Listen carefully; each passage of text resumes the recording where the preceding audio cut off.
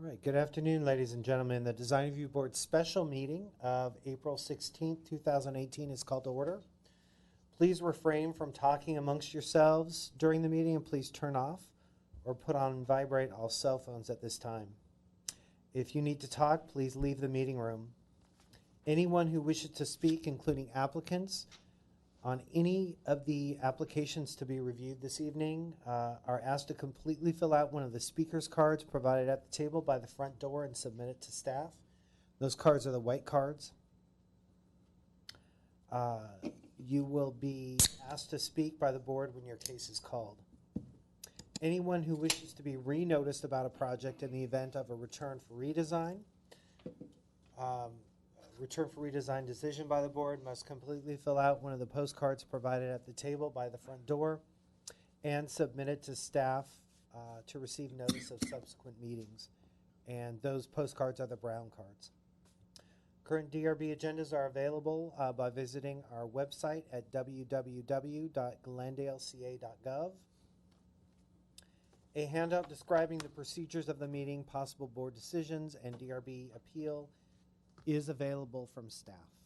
Roll call. Ms. Arzumanian. Absent. Mr. Benlian. Here. Mr. Charchian. Here. Mr. Malikian. Present. And Mr. Simonian. Absent. Report regarding the posting of the agenda. The agenda for this meeting was posted on the bulletin board outside City Hall at or before 5 p.m. on April 11th, 2018. Oral communications. Is there anyone in the audience that wishes to speak on an item not a part of this agenda? Everybody is here on an agenda item. Okay. Any cards, Mr. Churchian? No. By any chance? Okay. No speaker cards. All right. At this point, we'll go down to our review calendar. Staff does not have any announcements at this time. I can't go over the procedures of the meeting. Do you want me to do that? No.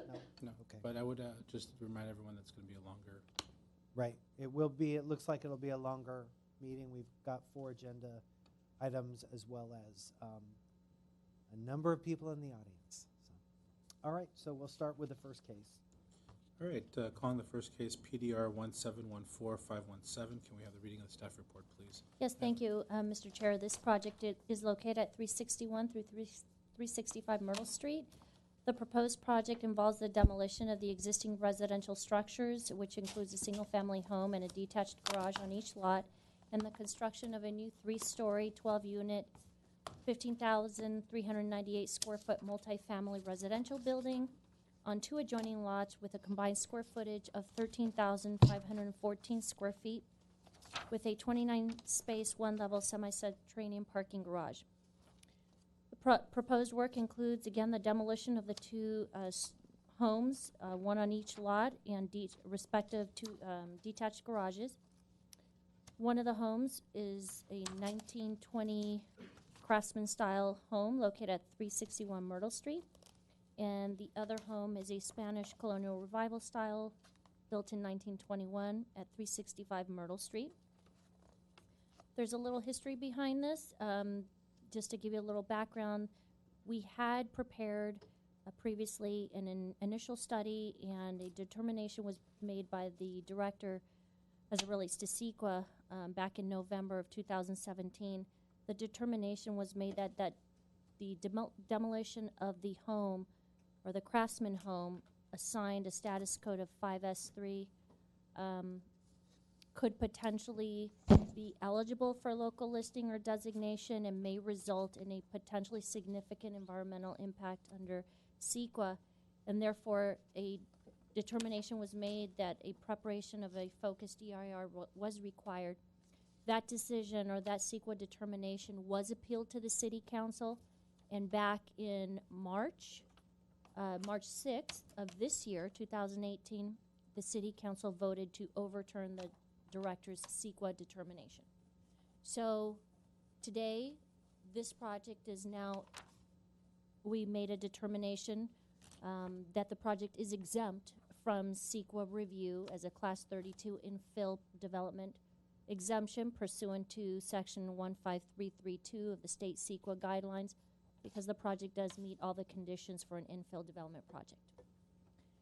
moving along, staff is recommending approval with conditions.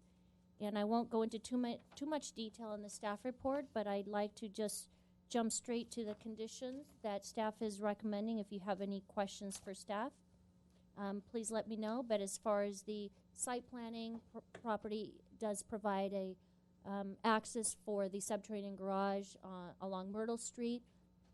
There are appropriate setbacks and meeting the minimum setback and averaging as required by the code.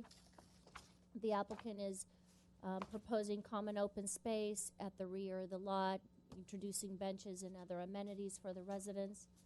As far as mass and scale, they're proposing to articulate the building through various materials and applications of features that are consistent and appropriate to the architectural style, which is a modern interpretation of the Spanish style. And they are proposing fenestration and, again, the breaks in the roof, delineation and proportions are appropriate for the style. And as far as the architectural style, as I indicated, is a modern interpretation of Spanish style. They're proposing the mission clay tile for the roof. I believe the windows will be fiberglass windows. Accent color being brown with a somewhat of a tan peach color tone for the stucco. And we are suggesting that to provide two-piece as opposed to the one-piece for the tile in order to be a little more true to the architectural style, along with some additional staff conditions which are pretty minor. So if you have any questions for staff, I am available, but with that I will conclude my remarks at this time. Any questions for staff? I have just one quick question. On item number 6 of the conditions, it states that verify that all common open space amenities are not located in the interior setback areas in compliance with the zoning regulations. So I'm assuming that Yeah, I that would believe it was mean- just like a bench or one of the minor amenities. It's just to make sure that even though it is potentially portable and if it's not fixed, we still have to respect and comply with the regulations where you do have to meet the minimum 5-foot setback for interior setback. So is the issue that there is a bench in the setback area?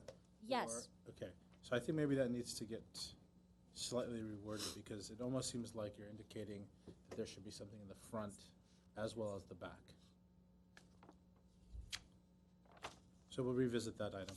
I'm going to go ahead and call the first, and looks like the only speaker card for this project, Mr. Hamlet Zarabians, and open the public comment portion of the meeting. Mr. Zarabians, you have 15 minutes total. Yes. Good afternoon, Chair Charchin and members of the board. My name is Hamlet Zorabians. I'm the project architect. And for the record, my address is 3467 Ocean View Boulevard, Glendale 91208. Staff already spoke about the project itself, the description, and I don't want to repeat it in the interest of the time.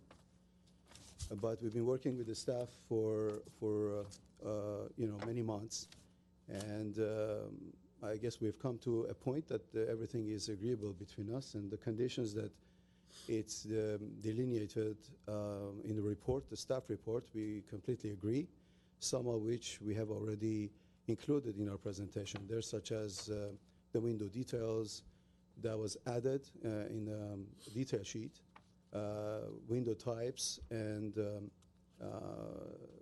number of things was already provided, and it's part of the package. There were a couple of items there.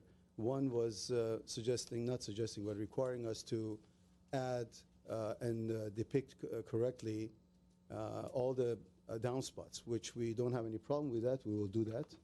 And as obviously staff planner indicated, these are minor items, but we're not asking for any zone variances. And I'll be just available for if you have any comments or questions from me. Other than that, the project it speaks for itself. It's a project that is total of 12 units, and we're talking about it's 12 units in a 3 level configuration. You have 4 units per floor.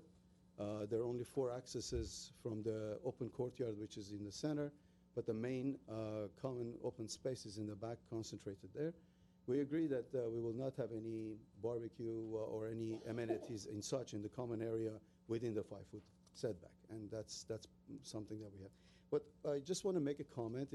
Additionally, the color depicted in our perspective rendering, and when we send it out for a photography, it's a little bit more pinkish and peachy color rather than more brownish color. But this is actually the actual swatch, the material. And I like to present this thing or turn it in because this is going to be the color, because we don't want that to be pinkish color, if you will. And so this is what I was. So let me ask you this. It seems like there are 2 different tones of color. Are you going to use a different shade of that for the... is it We're not. the entry, Mhm. the molding around it, and then the rest of the building? No, the entry that we are seeing there, which is a lighter color, is of the precast. And Oh, I so see. it's on the board itself, but this is true to its color. It's fine. I see. But the main color, which is overwhelming there, we just didn't want to have a very peachy color. So it's a little bit lighter than that. It's a more of an off-white plaster color, and we have it here. So just for your information, I think that's added information for your You could consideration. turn the material board in, that would be great, Sure. and the sample. Yes.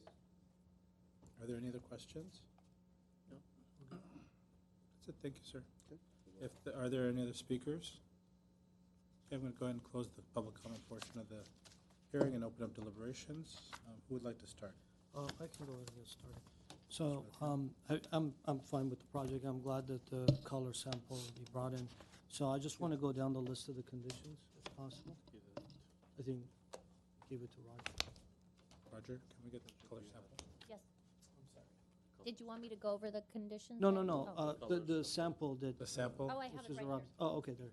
Can you, so, that all the windows include exterior grids, I'm fine with that. Revised drawings to depict, which is fine. The 2-piece clay tile, because the architect said he's fine with that, but I'm not sure. I mean, that could be a consideration, in my opinion. It's too high up there, and so it's not really, it's like a 35, 40 feet up there, so I'm not that concerned about the 2-piece or so I'm okay with that. Especially being a little bit more of a contemporary approach or the look of that. I just don't, I can't find a vinyl fence, so that's the only thing that I wasn't able to find. And you won't, because what happened was that we had, same architect had a similar project on a different street years ago, and when we went out to do the inspection, the plans didn't call out for vinyl, but it was constructed with vinyl, and it was at the back and it's not visible. So with the second project, we included that condition when they proposed a sister property, and so once again, we're just making that suggestion so everyone's on notice not to use a vinyl fence at all. For the So, as it stands, I'm fine with all the conditions. Okay. Mr. Panian? I agree with Mr. Malikan. I think this is a straightforward project. It's simple. I like the form. I'm glad you brought the color sample because that was one thing I was going to comment on, but I can't comment. Whatever sample you brought in makes sense. So I'm up for the project, and since you've worked most of the conditions with the staff and you agree to them, so I have no issues with that too. I agree with Mr. Malik, and that condition can be a consideration. Yeah, just one little notation on the door schedule. The gate is shown as a rectangular, whereas the rendering and also the material board has the arch. So I think that should be all part of the whole gate in together rather than anyways. So, I'm looking at this color sample, and I'm not seeing a very definitive difference between the honey oak precast and this. Are you guys okay with that? This is the precast material, and this is the stucco. Yeah, I think the precast itself is gonna be a different material and texture, so I'm not. Mr. Bunyan, you're okay with that? Yeah, I think I'm fine with it. If you guys are okay with it, then I might be in the minority, so let's save I'd time. rather be same than come up with the whole contrasting color. Yeah. Yeah, I think that's. Do that back.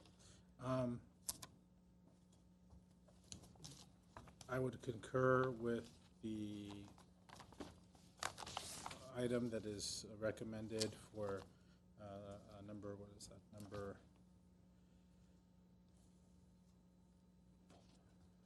number 3, the two-piece clay tile, I think, can be a consideration.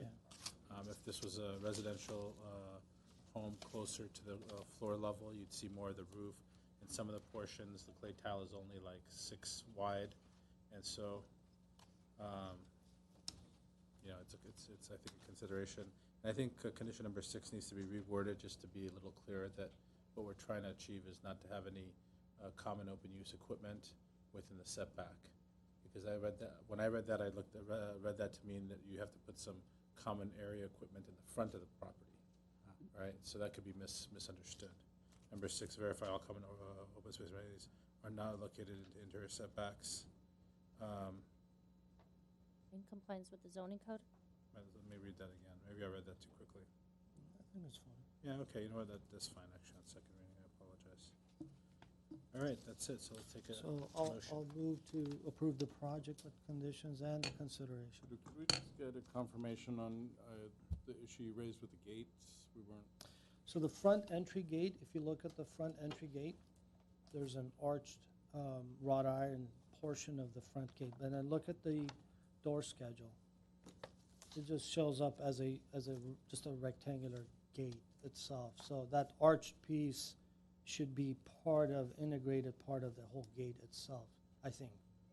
Unless they want to have a special detail, which I doubt they would want to do that. oh, I see. The colored elevation is actually different from the hardline black and white elevation. It shows kind of a transom with some decorative ironwork in the colored elevation. Yeah, so if you look at the colored elevation, you have that gate, and then look at the material board. It repeats on the material board as well. Right, and then the other elevation shows just a straight gate without the, so you're Yeah. saying you prefer the Yeah, I ironwork? think with the it's transom. a nicer This is entry. the Yeah, preference, right? yeah, I Okay. think that's a nice entry. So maybe the condition number, new number 8 that basically says that the entrance shall be reflected as in the material. Yeah, or the On color. the colored elevation. Colored And the elevation. color would be elevations. better. Okay, I second that motion. so there's a motion to approve the project with conditions 1, 2, 4, 5, 6, 7, and a new number 8. I'm sorry, 8 and renumbered it, that would be renumbered to 8. And making number 3 a consideration. Roll call vote, please. Motion by Board Member Malikian to approve the project with conditions, and a second by Board Member Benlian. Board Member Malikian? Yes. Board Member Benlian? Yes. Chairperson Charchian? Yes. Motion carries 3-0. Thank you. Okay, let's go ahead. Do we need time to reset the boards? Okay. Let's go ahead and call up the second matter on calendar, which would be PDR 1800929, 1116 Esmeralda Drive.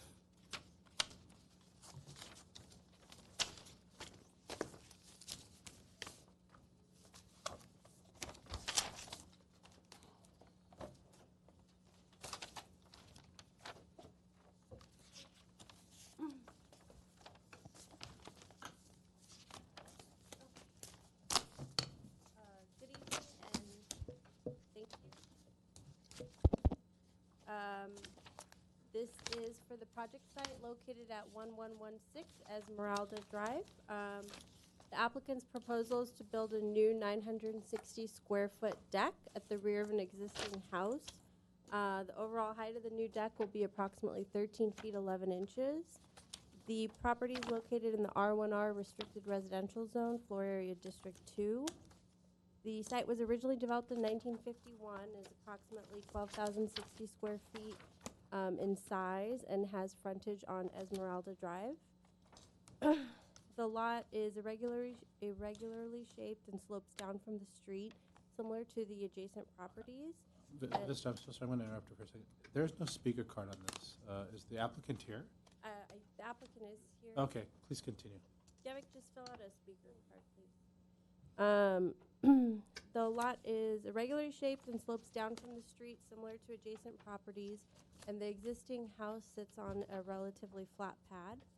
The site features a one-story house, approximately 920 square feet in size, with an attached two-car garage. There's a total of 5 oak trees located on the lot or within 20 feet of the site. In terms of site planning, the new deck's appropriately located on the property, with no alterations being proposed to the existing building. The house is sited towards the northerly portion of the lot and has a U-shaped footprint, with the new deck towards the rear. The city's urban forestry department has reviewed the proposal. There's one indigenous tree that's in the vicinity of the new deck that could be impacted, and there's 4 others located on adjacent properties but not in the vicinity of the deck. The proposal won't involve the removal of the tree. Staff is recommending a condition of approval that the applicant comply with the urban forestry comments dated February 2nd and included in your packets, and also obtain an indigenous tree permit prior to the issuance of any building permits. Staff is also recommending a condition of approval that new drought-tolerant landscaping be added at the base of the deck to provide screening and help it blend into the hillside. As it relates to mass and scale, the size and general appearance is in keeping with other decks on downsloping lots in the area. The overall height will be 1311, where 15 is the maximum. The staff recommended condition of approval regarding landscaping at the base will help screen the structure. Additionally, staff is recommending that the applicant clarify the drawings regarding the placement of the cladding, which it should be pulled back to the structural supports where possible to reduce the appearance of mass. In terms of detailing, the new deck features a vertical cable railing, wood joists, and metal beams, and a wood lattice enclosure. Staff is recommending a condition of approval that the lattice enclosure be redesigned to be fully enclosed and the new cladding material better blend into the hillside. The applicant has provided various site sections that are included in your packets and up on the board. While the new deck overlooks the adjacent properties below, there's enough distance that there should not be any privacy issues for the neighbors based off the information provided. As it relates to public comment, I've only received 1 phone call from a neighbor regarding the project. It was more what they were curious about what was going on. They indicated that the new deck wasn't visible from their residence and they didn't have any issues with the proposal. Staff is recommending approval of the project with conditions, and I'm available for any questions. Thank you. Any questions for staff? Are you aware of the applicant have they gone through the fire department and has taken these plans over? I would ask the applicant. I've spoken to fire, and the conditions we're recommending would kind of address any concerns they may have, based off just like the enclosure at the bottom. Okay. Yeah. So they're okay with some sort of a cladding of some sort, not a fire rated or, you know. There's various options depending on the material. Like if they wanted to propose something that was wood, there's a version of Trex, I believe, that meets what it needs to meet for fire. Okay. Thank you. Mr. Vaughn, you have any questions? No. I have a question. In the package that was submitted to us, there were pictures of what was obviously the foundational boards of a deck.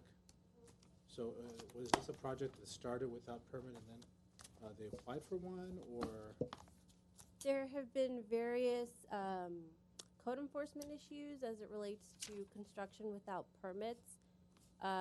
Going through DRB for this deck towards the rear would rectify some of the issues, and they've pulled permits, I believe, for the remainder of the work that needed to be legalized. Okay. And there used to be a pine tree in the middle of the deck. Is that pine tree been removed already? I'm not asking you, sir. I'm asking staff. To my knowledge, from what I've seen in the photographs, no. I would confirm with the applicant, yeah. Thank you. All right, let's go ahead and open up the public comment hearing. Is there an applicant here? Come on up, give the speaker card to staff and state your name for the record and begin with your 15 minutes to staff. Hello everyone, my name is Kevin Gazarian. I'm the designer of this project. So the design of this deck started, I wanted to follow the geometry of the house because the geometry of the house comes with the geometry of the topography, so that way everything is all united and is all in harmony, so everything is one and nothing looks out of place.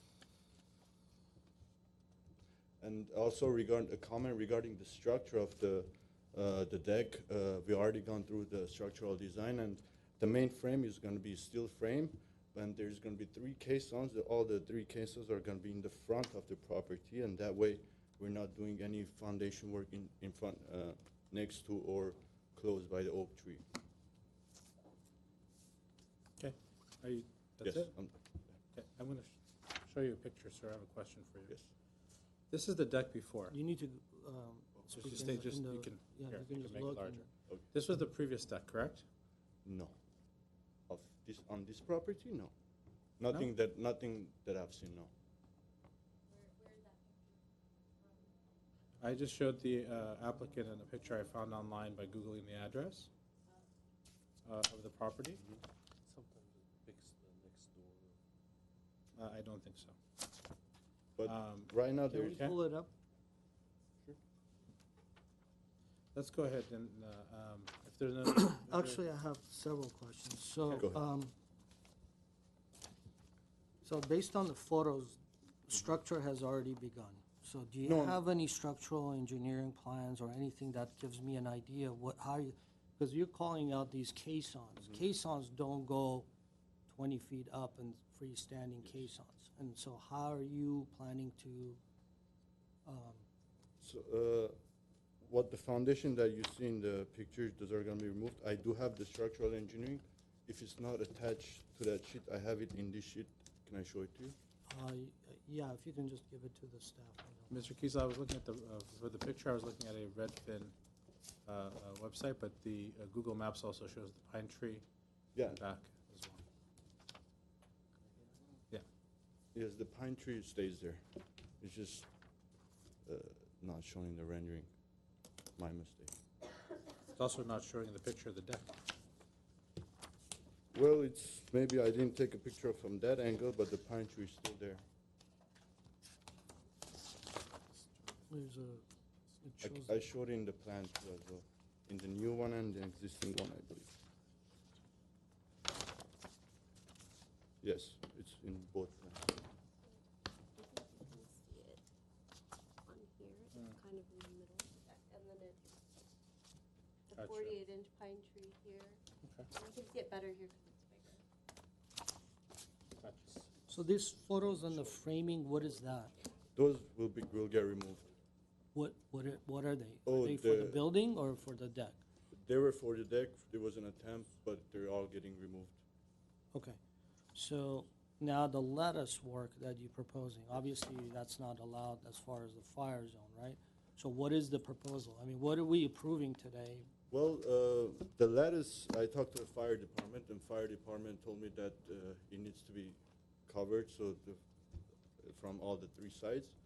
And we are gonna put a fire-resistant material, so in this case it was the lattice, but if it doesn't work, we're gonna comply with So this conversation, when did you have this conversation? the fire department. I had it, I believe it was the same day that I tried to submit it, and then, And when was this? or with the date, I can, because I submitted the project in January 30th. So January 30th, so it's been about 2.5, Yeah. 3 months? Yeah, it's been, probably wasn't back in 2017.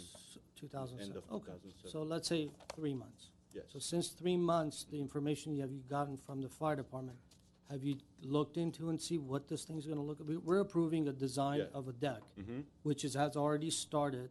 I don't have a single detail nor a drawing that I can approve, and you've gotten the feedback from the fire department about 3 months ago. So what are we looking at right But now? the deck hasn't been started. Whatever is constructed, that's getting removed. Okay, let's say it hasn't gotten started, but the design that you're proposing Yes. was reviewed by fire department. Fire department told you that it's gonna be, Fire department said it has to be covered with fireproof material. okay, where is that design? It's the lattice that I'm proposing, and if it's, Lattice is not allowed, so fire department already told you that it's not a allowed detail. It's not a fire rated, it's not, you're in a fire zone.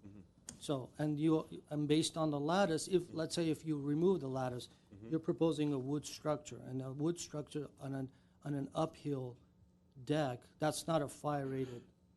So 3 months, we don't have a detail or a design that we're looking at. You need a sample, you need. I mean, something, I mean, what am I approving? I mean, I'm approving something that you're gonna go and you're gonna design it and you take it to the fire department. I mean, this is the simple little, no, I mean, I was gonna even tell staff, why are we even looking at this thing? But now I'm looking at it, it's like, what am I approving? but as we said, we're gonna comply with whatever Sir, let me explain. fireproof Let me material that explain. needs to be. So, the issue is that you come here, Yes, and we reviewed the design, yes. and we also have purview over hillside ordinance, okay? And then you make sure you can get all your building permits and your fire clearances and so forth. But if you're going to fire department, and the fire department is giving you guidance as to what is allowed and not allowed, it's very difficult when you come back here and you're showing us a lattice framework, and that's not an allowed material. So if you decide, for example, to go to, I don't know, block or some other material to make it fire safe, right?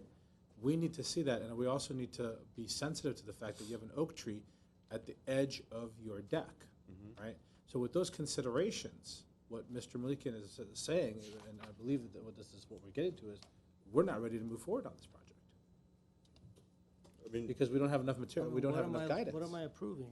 what would you guys recommend in these conditions regarding the fireproof?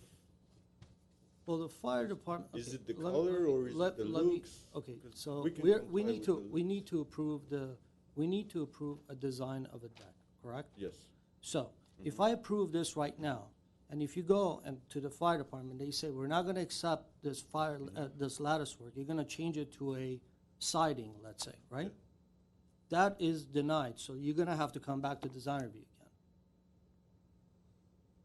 what would you guys recommend? Well, I recommend you designing something that is gonna get approved by fire department, so when we're looking at it, so we're approving something that it's not gonna change.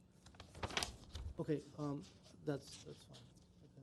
So I don't think we have. Any other we questions? need to- Mr. Jay? Platt, do you have a question? I can help explain, Mr. Malikian asked why the board is reviewing this project.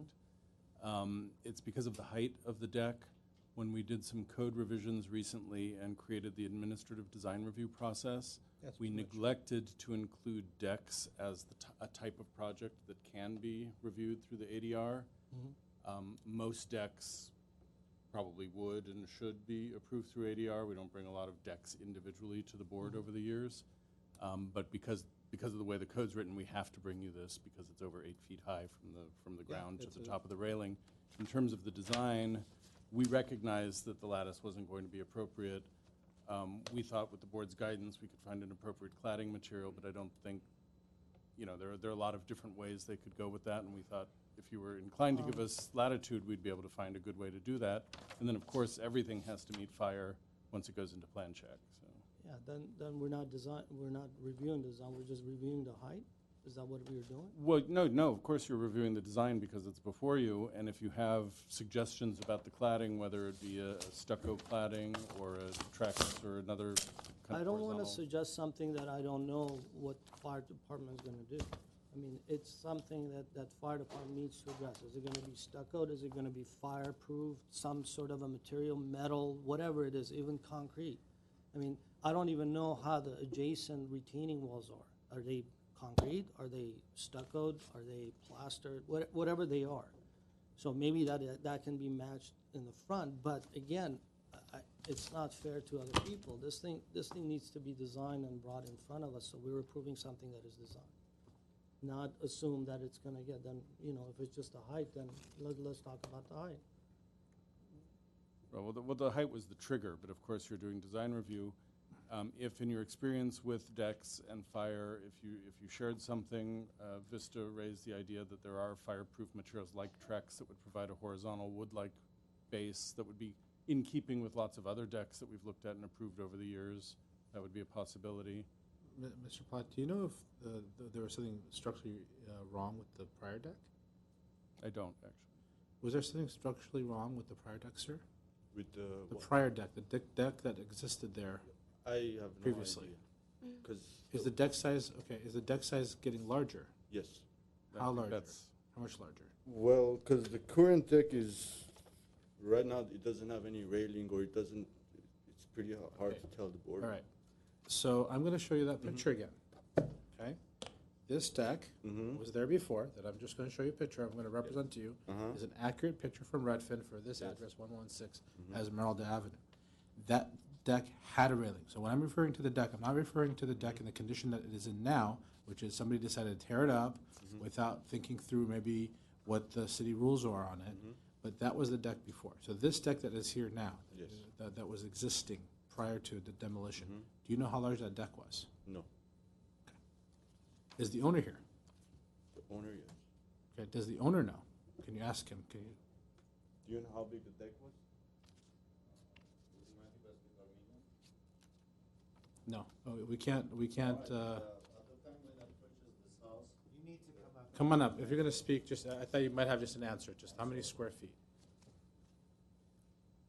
There's survey. Yeah. State your name for the record, please, and I'm My going to name need is you to, Ernesto Gomoyan. and I'm going to need you to fill out a speaker card later.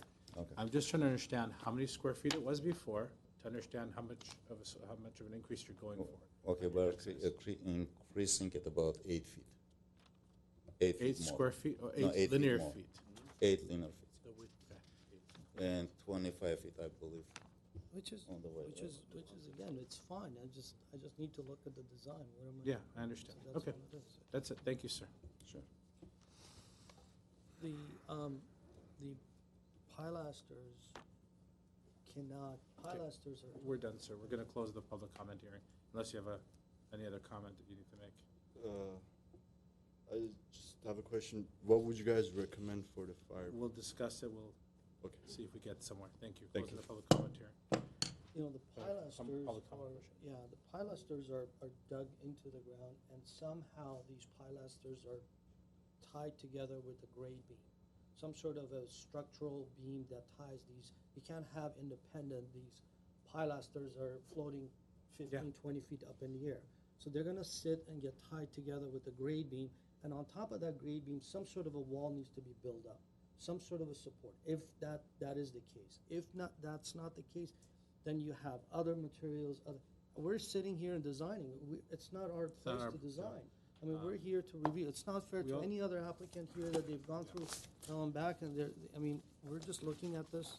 So we also have another issue that I just want to bring up to the board, is we have this indigenous tree report, and on paragraph 3, second paragraph of summary, it says the backyard oak is not likely to have negative impact due to placement of the deck as long as no new excavations for piers or foundations are placed within the drip line. But we don't have any detail, at least not that I saw, Right. as to where these pilasters are going to go. Not as part of our thing. So here's what I'd like to do. I'd like to continue this. When is our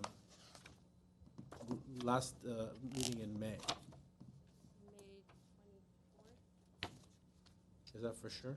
I can go grab it real Let's just quick. verify the date, please. We also Yeah, make sure there's I'm room on the completely agenda. fine with continue, and I think we should as long as, continue it. yeah, as long as we can get something, anything that we can look at and just say, okay, this is fine, It's tough to make a decision. Yeah. and then let them go on, and if they make changes, let them make changes. You don't want to, I don't think you want to go there, sir.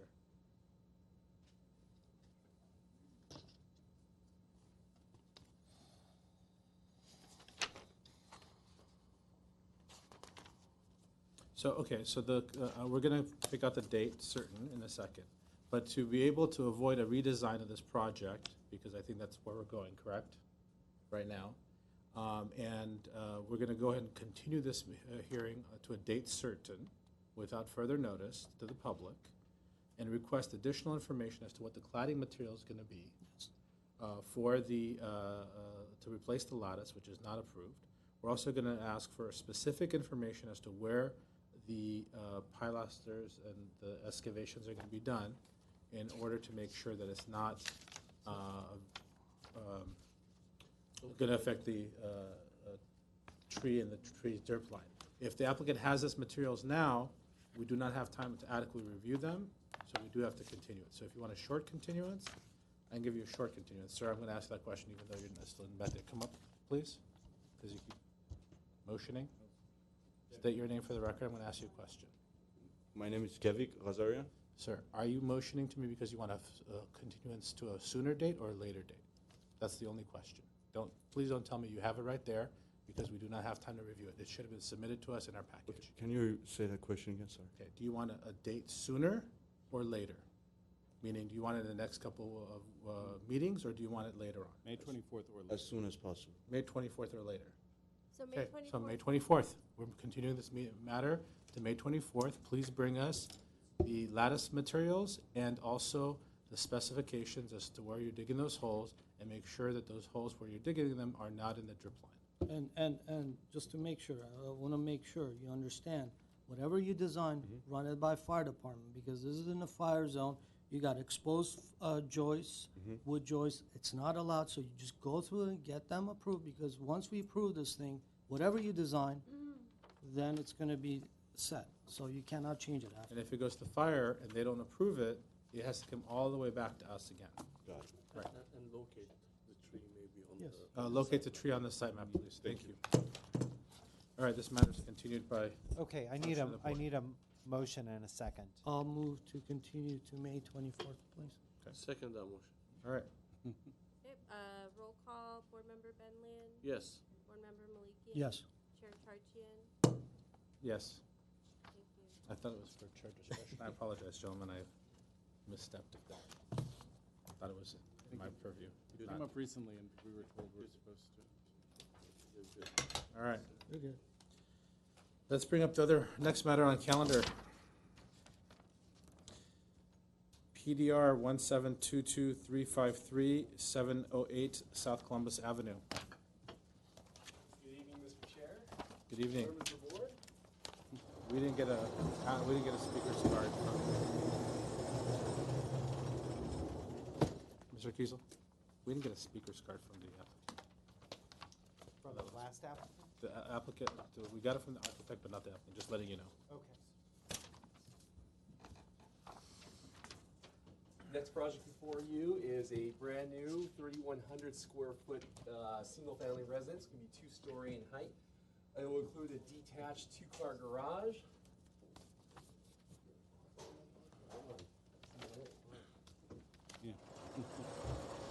Not this one. Here we are. Once again, 2-story single-family residence, going to be approximately 3,100 square feet. It will include a detached 2-car garage at the rear. Just to go quickly into the background of the property, it's a little bit under 6,000 square feet. It's located in the R2250 zone. It's rectangular in shape, and it's relatively flat. As you can see from the site plan here, it'll be centrally sited. It coordinates well with the design. It's considerate of the prevailing setbacks along the street. And once again, it will have a new driveway with interlocking pavers leading to a detached garage. Quickly going to the massive scale, overall the neighborhood is comprised of 1-story and 2-story single-family and multifamily homes.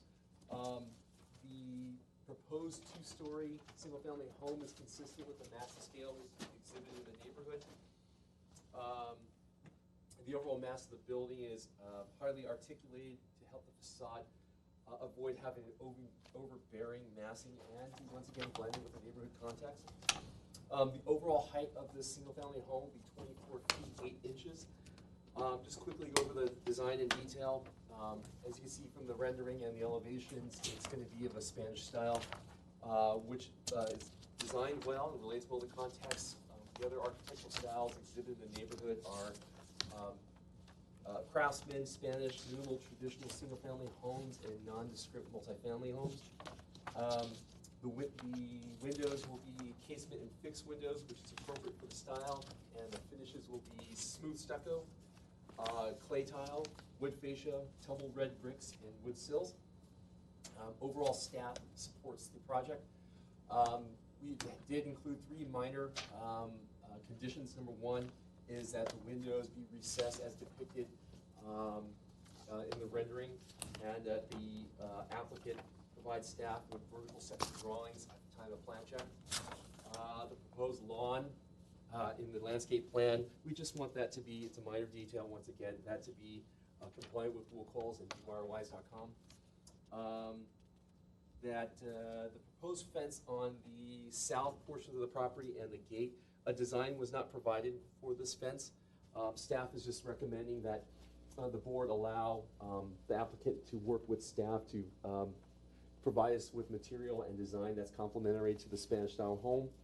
And there's a 4th condition that's not on the staff report, and that it was in the analysis, however, I didn't include in the report. It's that the window design to be revised include exterior grids to enhance the overall design and be more in keeping with the proposed style.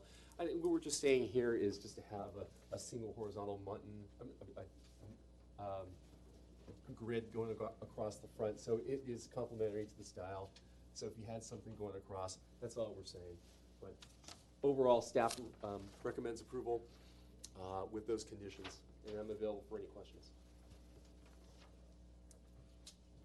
Is it a single or double? You want to divide it into half or? Well, I think traditionally they just had a single grid that went across horizontally. But if it's something, we're just proposing that they include the window style to have something that's complementary to the Spanish style. If I could jump in, traditionally it would be usually two horizontal dividers on a typical rectangular opening. Yeah, I think 2 would be more okay. appropriate if we can do that.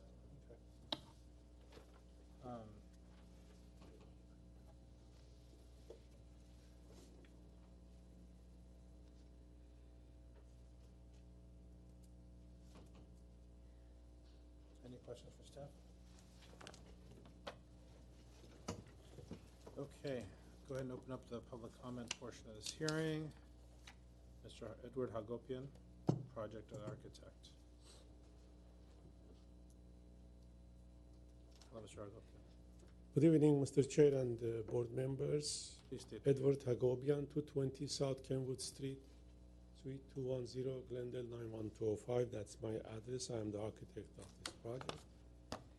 I think the staff presentation was, as usual, very complete and covers all the issues. All I would like to say is that for every code issue like landscaping that is required 25%, in this zone we have 32.9%, and the lot coverage is by far less than the allowed for 50%. Same is with floor area ratio. And then the setbacks. For this zone, again, our setbacks either meets or exceeds the minimum requirement. And that's all I can say. Other than that, I don't want to take the time of the design board. If you have any questions, I'll be glad to answer. Questions? I just have 2 questions. Okay. You're okay with the grids, right? So I think the Yes. grids is going to be okay. Yeah. I think so. Another question: the front, the living dining room window, the picture window that you have, the rectangular. Was there any studies done with the arch or something more of a, something that would be free? The street facade, You have already created some well, arch. we were thinking different shapes, and we ended up with this, with talking to the staff. Right. Yeah. Thank you. Thank you, sir. No other Okay. questions? I do not see any other speaker cards for this project. Anyone in the audience would like to speak on this project? Seeing none, I'm going to close this portion of the public comments and go ahead and start deliberation. Mr. Bellion, would you like to start? Sure. I think this is, it's a well-designed project. I like the massing. I think the architect did a good job playing with the volumes on the second floor, so it doesn't look as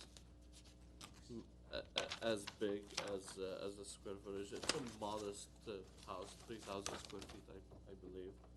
So I wouldn't call it too big. I think the details are appropriate. The color is okay with me as well. I like the tile, I like the Spanish style, and I agree with staff conditions, and I agree with the point that Mr. Malikan had brought up about the grids. Other than that, I think I'm in support of the project. I don't see any issue with it. Mr. Malikan? Yeah, thank you. I as well, I think it's a well-designed project. I agree that the grids would be a nice feature to be added onto this. A little bit more of a contemporary look that we have. Also, the other consideration is the gutters and downspouts. So I think that would be probably a good idea for them to place that when they're coming back for the approval. Lastly, I would suggest a more of a Spanish appropriate picture window rather than more of a craftsman style that I would see that in the front. So that would be a consideration for them to look into that. So that's the only issue. I'm going to echo those thoughts as well. When I first looked at this online, actually, the other day, the first page that popped up was A2, and it showed a 3-car garage. So I go, wait a minute, what are we building here? But it's actually just a typo, I think. And so when I looked at it in more in detail, I saw that this was a very, humble, structured project with a good flow to utilize the space. The only area that seems a little off for me on the renderings is the choice of the arch and the pointed wrought iron on the gate. There could be maybe something a little more Spanish style there, but other than that, everything else seemed to flow. And I wanted to just, on this project with that, ask for a reading of the conditions, because it wasn't clear for me if this was an approval without conditions or we had conditions, so can we? Typo. Yeah. That's what I do for a living, I can catch typos, right? My fault. And that's the other thing I do, assign blame, I'm just kidding. If we can just clarify the conditions, are they the 1, 2, and 3, and is there a fourth one for the Sure, the grids. grids, right? I heard that was as a consideration, the grids. No, grids should be Should be conditioned. Condition. Yeah. And the Uh, consideration might be the gate, revisiting the the gate for gate. Spanish style. And the picture of the window, And the- which is more of a craftsman style now. I would say more The front appropriate. picture window to be something that's more in keeping with the Spanish style, with like an arch. Arch. Yeah. As a consideration. As a consideration, right. Mr. Malikan, I think that's gonna make a substantial, I think it's so. gonna better the think- project, I think, Yeah, substantially. So and maybe I think- make a condition. I think, yeah, that would be fine, and I wouldn't add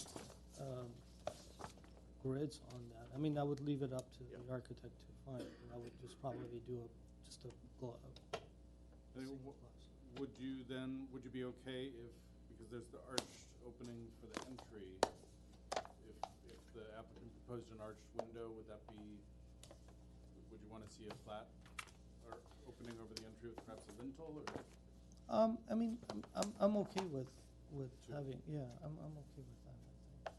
Yeah, the arch can carry Unless- forward. yeah, I think Okay, so Mr. Malikan, you also mentioned something about the gutters and downspouts. Yeah, I think they need to show that when they bring the plans back.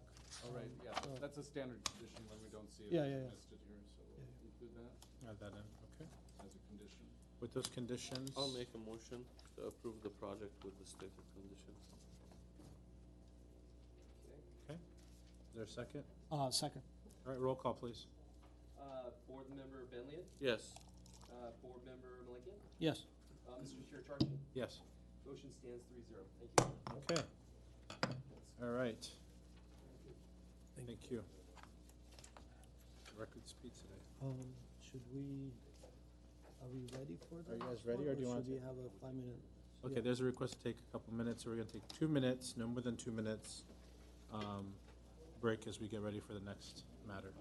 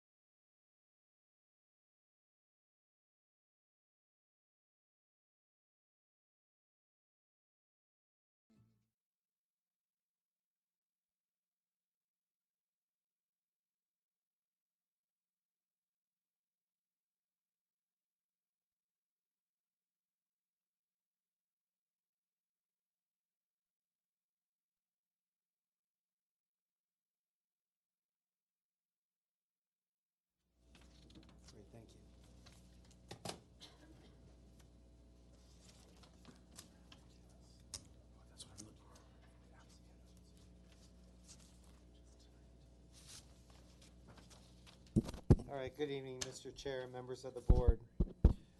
The last item before you this evening is Design Review Board case number 1725824. It is a review of a proposal to construct a 6-square-foot first floor addition and a new 1,112 square foot second floor on an existing one-story, 2,388 square foot single family residence. The lot is just over 14,000 square feet, zoned R1R, District 1. Additionally, the existing garage was at some point illegally converted to a bedroom. Part of the project includes converting that bedroom back into the original garage. And then the existing carport, which is in front of the illegally converted garage, will be demolished as part of the project, and a new carport projects approximately 12 feet in front of the garage facade, and that will be constructed as part of the project. The project is located at 1762 Allen Avenue. The plans are in back of you, and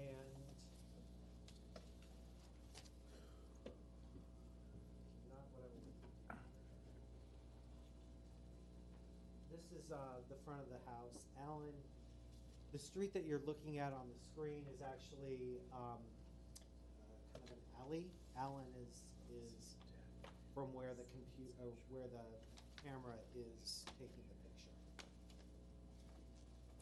picture. Staff believes that the site planning for the project is appropriate, given that there is really only a minimal addition to the front of the house, 6 square feet. And the second floor addition is located above the existing first floor. And also that the illegally converted garage will be converted back to a garage use. Staff does suggest that the front yard landscaping will likely be destroyed as a result of the project, and we're recommending a condition to submit front yard landscape plans for review and approved by staff. Landscape material should be chosen for its drought tolerancy and be complementary to the contemporary style of the residence. As I noted in the staff report, the neighborhood primarily contains one-story houses. And as a result of that, staff does have some concerns with the mass and scale of the project. There is a large covered roof deck with roof screen and what I would call a light well proposed as part of the project. And the best way to see that is, I'm just going to point it out to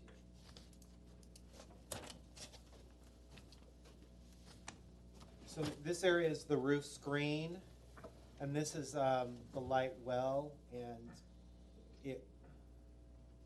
it will allow light to enter here and then the living room below. But that's what I'm speaking of.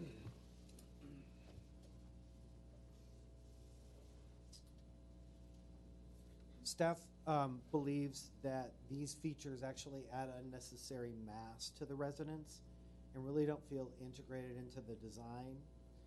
And staff is recommending either significantly reducing the covered roof area and eliminating the light well and the wood screen, or better integrating those features into the overall design of the project.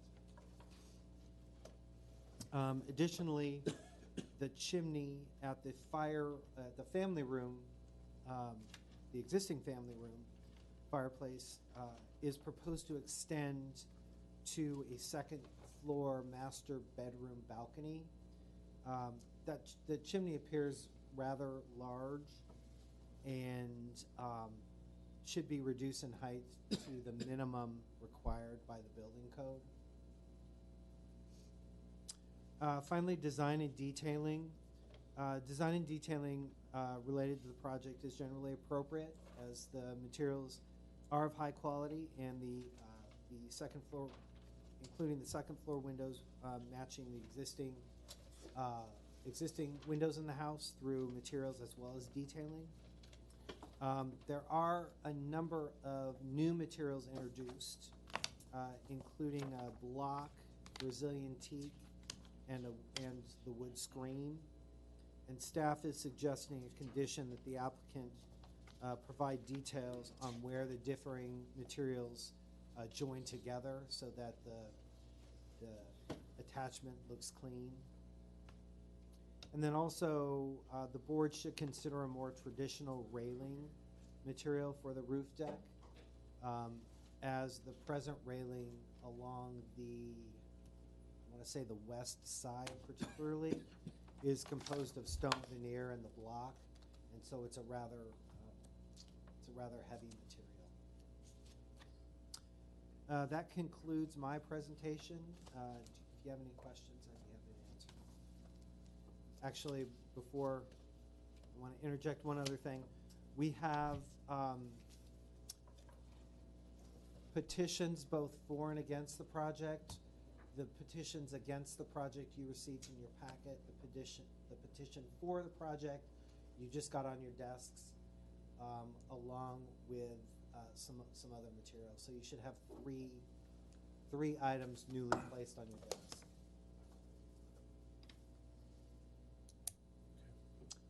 And then one of the neighbors has a PowerPoint presentation, and another neighbor has some pictures that, when we're ready, I'll put on the screen. Sure. I have a question. Can we put up, or actually a request, can we put up where 1780 Allen is in relationship to everyone else? Because that's the other two-story that looks like it's in the vicinity of this one. 1780? Is that also in the this alleyway area? When you come up, yeah. Maybe we'll table that until they come up, since we had a voluntary comment from the audience. Okay. Okay, and then any other questions? Okay, let's go ahead and have the first speaker card go up. But before we do that, let me just note, I'm noticing a big pile here and multiple people speaking from the architect's team. So who would you like to have come up? The architect? Yes. Mr. Kazanjian? Oh, sure. Please state your name for the record. You and your team will have 15 minutes. Absolutely. Do you need my address as well? No. Armin Kazanchian, architect. I'm going to speak about the project, how I designed it. I'll talk about the conditions, and I'll also talk about, it's obvious there's quite a few people here against the project, so I'll address that from the beginning. You also will have a rebuttal period if you'd like to. Absolutely, but I'd like to, start from that as well. So as far as the design project, about a year ago, a little bit more than a year ago, the homeowners hired me to design an addition. They will discuss. They will have. They will get up here and talk about why they need that addition in more detail. But basically, we needed more space for the house. The garage was at some point illegally converted, so we needed additional bedrooms, and we wanted to comply with the garage. So, and the site doesn't have too much flat area. We wanted to preserve that, so we decided to do a second floor addition. The homeowner initially wanted to do that towards Allen Avenue on the second floor, and then we sort of suggested to do that on the east side, not the west side. If you go up Allen, a lot of these houses have a big slope in front of it. The street is fairly steep there, so you don't see much of the structure. They're all sort of hidden behind the slope. So when we decided to do the addition, we pushed it towards the east, which is almost at the rear yard from Allen. That side street is an alley, and so it's pushed all the way towards the hill back there. And we also wanted to preserve the character of the existing house. The existing house has a very linear, contemporary, low sloped roofs. So some of the detailing around the windows, the linearity of the roofs, the horizontality, we try to preserve. And I think what I tried to do with that second story deck and deck cover was to sort of create a break between the two-story volume of the house and the one-story volume of the house with some sort of a transparent area, the layering of the wood and the glass behind it. The idea with the light well is to, the house has a 7 foot 11 and a half ceiling throughout, so I think it's fairly low. So it'd be nice if a space in there, a living room, could have some height. So we had the idea of increasing that with the light well, and I think it creates a nice screen for the deck. Initially, I had a low slope roof over that deck that extended across. I think that was a little bit more horizontal in general, but with discussions with staff, we decided to go to a flat roof there just to decrease the mass. So all the conditions, I agree with most of these. We can comply to most of these with staff. I would like to keep that second floor roof on top of the deck. I think, again, it just creates a transition between the one-story portion of the house and the two-story portion of the house. But we did discuss some ideas about lowering that to railing height instead of the plate height.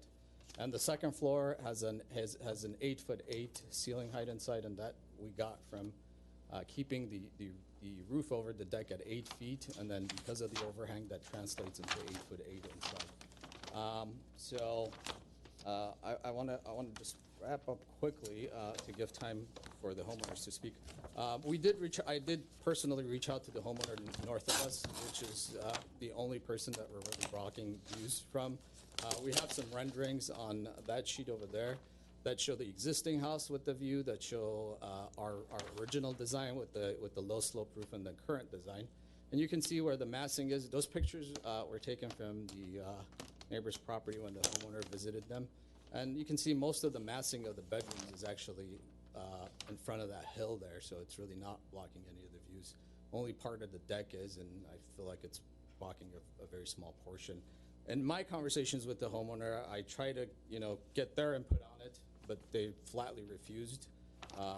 Their attitude was that we're going to be against anything 2 stories, and we're not going to talk to you. I said, I'll be happy to listen to you, to consider what you have to say. You can still be against the project, but they flat out would not see me. So, and the homeowners can speak to that a little bit more. I have a question for you. May I? Sure. You've submitted this, a letter. Yes.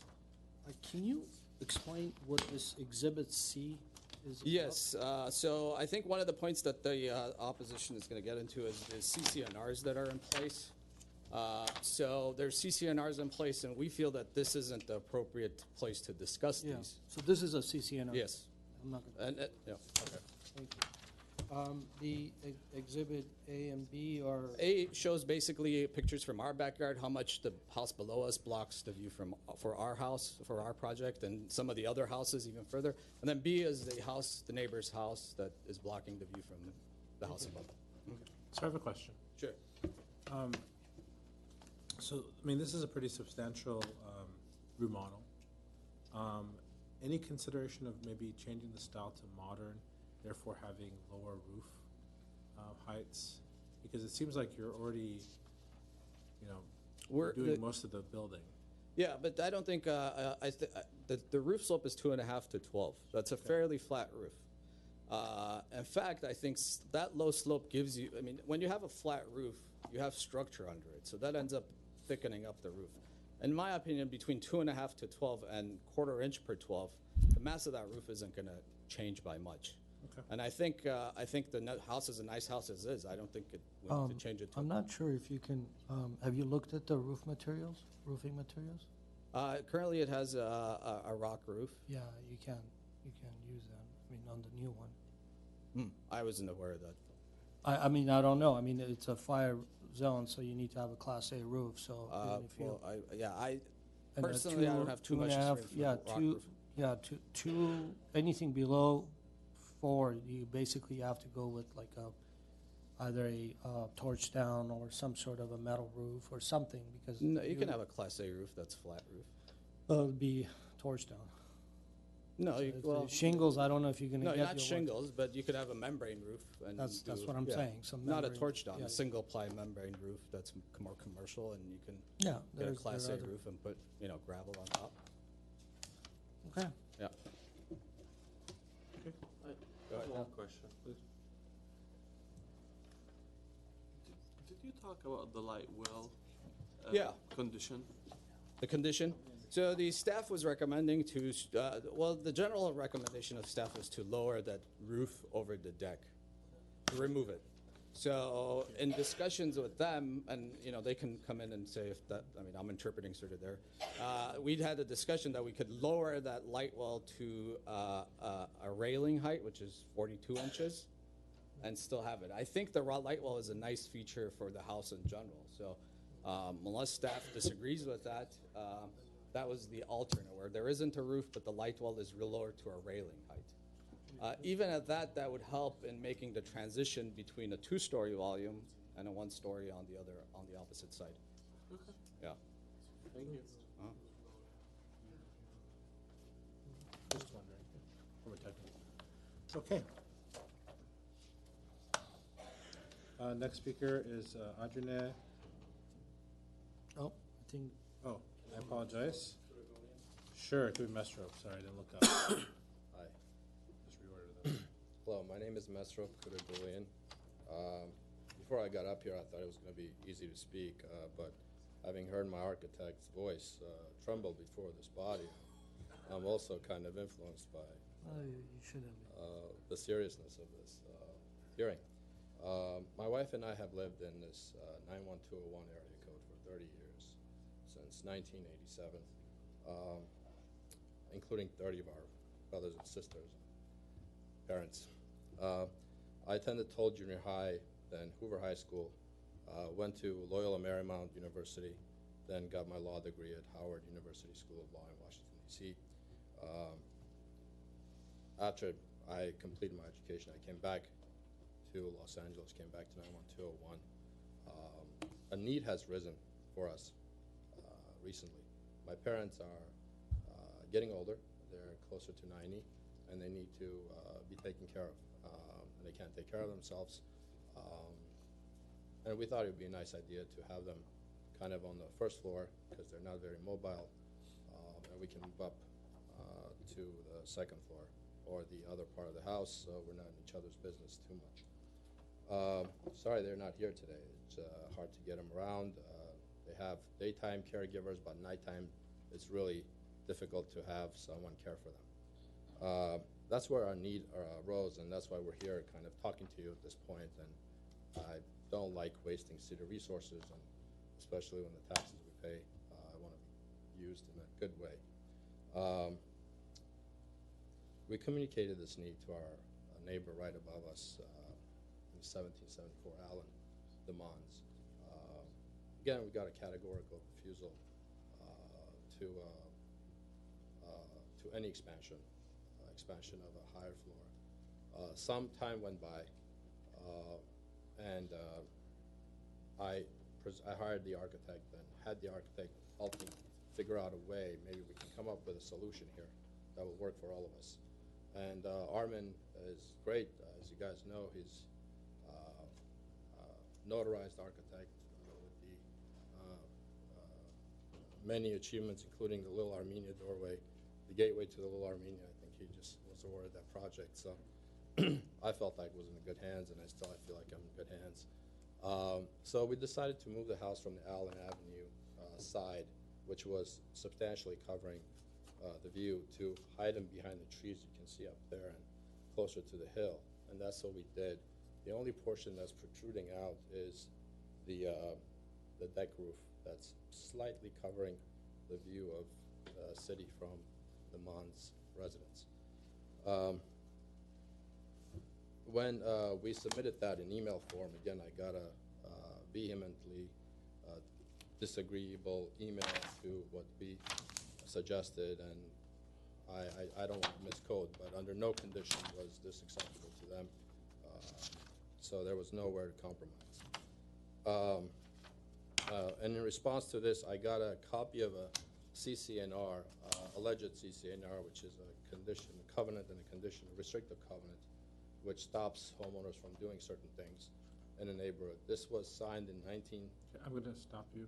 We're going to skip any comments on CCNRs. It's been made very clear that any CCR issues are a civil right of the homeowners, both neighbors and actual homeowner to work out in a court of law, not in this forum. So we don't look at CC on our issues. Perfect. I'll skip that. I was gonna raise that and dismiss that by saying the same thing, but you did. But what's curious for us is that since we moved into this neighborhood, we feel like certain rules, including maybe this one, has been selectively applied to us. There are certain homes in our neighborhoods that are two-story. There are certain homes that are over the height restriction, including the home in front of us that is blocking, or the roof is blocking our view, and it's not supposed to be that high if we're sitting in the backyard. But we're neighbors, right? So we try to get along and get along. There's a house down where I'm sitting from, again, up on the hill that's blocking our view. Another one was built here. So there's, this idea of the character of the house completely not fitting in a neighborhood is not exactly true. One other thing we felt like with the selective enforcement and is that we just want to be treated like everyone else. I'm not familiar with any law in Glendale that restricts views or has protections for views. But we are here for your assistance in figuring out how to design this to work for everyone. I think thank you for your time, and I'll let my wife speak. Thank you, sir. Adrine Udalukian? Yes. And did you fill out 2 speaker cards? I think Or is there another my Adrine? nephew did and my husband did. Okay. Go ahead. Please state your name for the record. Adrine Kudagulian. So my husband just stated that we have been living in Glendale for a while, and we want to continue to live there. We have a family there, and I also attended Glendale Unified School District schools, and then Glendale College, and went to UC Irvine and Cal State LA, and came back to Glendale as a psychologist and in social work and social policy. So I've worked with elderly in Glendale, where I visit them and provide therapy and deal with end-of-life issues. So we have a need right now where our parents are getting older, elderly, where they're becoming dependent, and they have functional limitations. So we want to assist them so they could spend their time with their grandchildren and family when they're getting older. Hopefully our children will feel the same way when we're older. So we communicated this need with our neighbor, and we just basically received zero cooperation, absolute no, to a point where we feel like she has created a hostile environment for us. She constantly tries to monitor and control the neighborhood when it comes to us. So we hired an architect to try to engage her and ensure that all her concerns were met, because we were very flexible as to our project, and we wanted to be minimally intrusive with our neighbors. Basically, I started walking around the neighborhood trying to get an input with the neighbors about how they feel about the project, and the opposing party has also done that for the last month. So a lot of people expressed that they did sign the petition, but they were under the impression that we were completely blocking her view. That's how she presented to the neighbors, and they felt that as long as we are not blocking her view and it's legal, they would support our project. So at this time, we would appreciate your support. Okay, thank you. Thank you. Vanik Ketchian?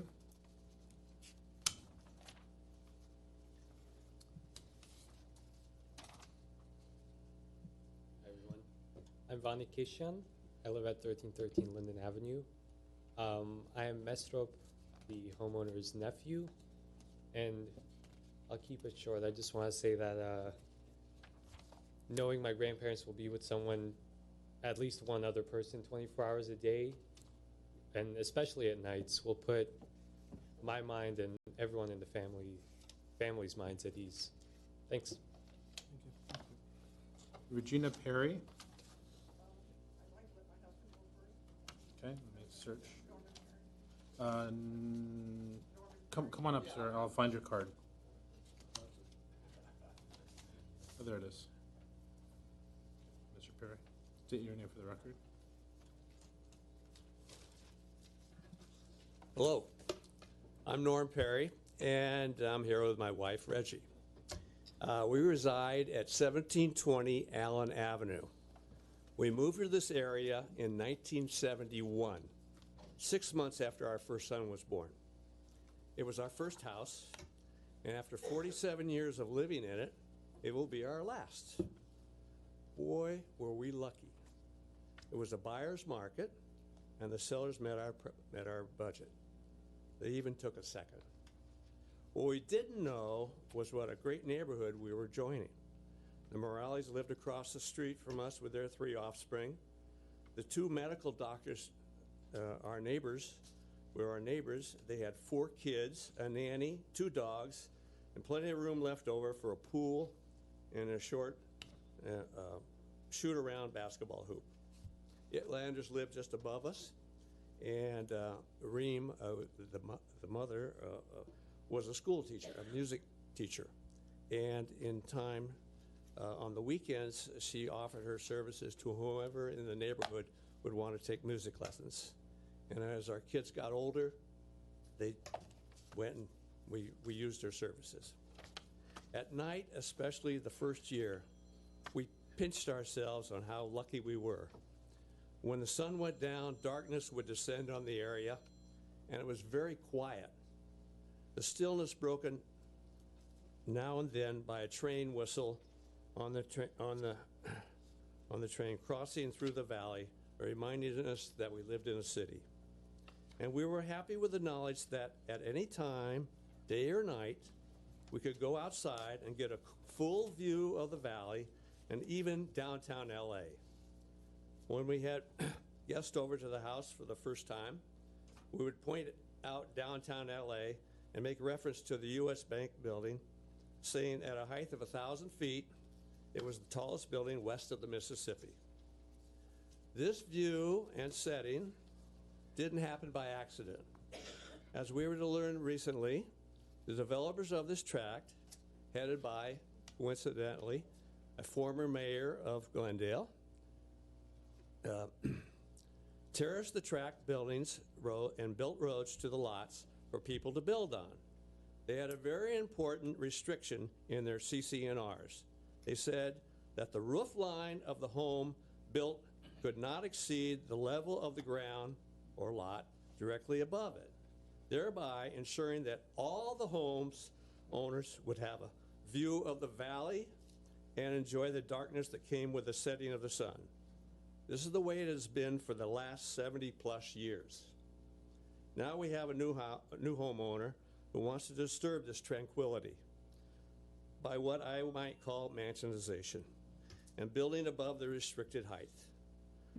The lots are big enough to support a family of 5 or more, and a single family. Sir, that little buzzer was level. indication that your time Excuse me? That little buzzer was indication that your time is up. So Okay, if you could wrap up, that'd be great. I have one more paragraph. Please. Sorry. Our neighbors approved it, and with all their kids, and still lived out of a 1-story house. I sympathize with our northern neighbors who face the prospect of losing their view and the tranquility. It could very well happen to us in the future. I therefore am opposed to the planned addition. Thank you. Thank you. Regina Perry? And I neglected to mention that speakers will have, is it 2 minutes? Roger, is it 3? I gave the last speaker 3. 3 minutes. Typically, it's 3. 3. Okay, Regina Perry, and as he said, we live at 1720 Allen. We've lived there for 47 years. I also grew up in Glendale, so I have lived in Glendale since 1940. And I grew up right near Brandon Mountain and hiked in the hills, which you absolutely cannot do today because it's all houses. This is one of the few areas in Glendale where my boys grew up hiking in the hills, and my grandson is hiking in the hills. And I would hate to see that stop, of course. Now, in the whole area, There's, let's see here, this is one of the few areas left in Glendale, Montrose, Locker Center, anywhere you want to say, where you could have your kids hike in the hills. When the area was subdivided, they took into consideration the steep slopes, the views, and the privacy issues. All issues are still current and necessary. All homes have setbacks on the view side because of the downhill slopes, which are very steep because the whole hill is really steep. All homes do not exceed 1 story as per the specifications on the deeds. The current project far exceeds compatible size for heights. Because of this, the privacy for all homes downhill from there is compromised, especially a couple right very close down there. Having a 2nd story with windows, lights, and noise is not acceptable and a blight on the neighborhood. It also blocks the upside neighbors' views. Variance for this project should be permanently designed since it is not compatible with the rest of the homes in the area that are all 1 story. That's it. Thank you. Thank you so much. Sue Mondit.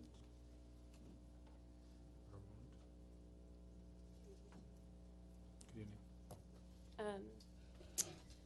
The proposed 2nd story. Please state your name for the record. Oh, sorry, Sue Mont.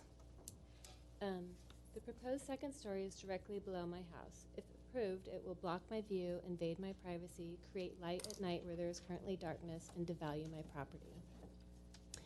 As you can see from our petition, every available homeowner is opposed to a 2nd story. Every home in our tract was advertised as a view home, and each of us paid for that view. We all cherish our privacy, which only exists because all the homes are single story.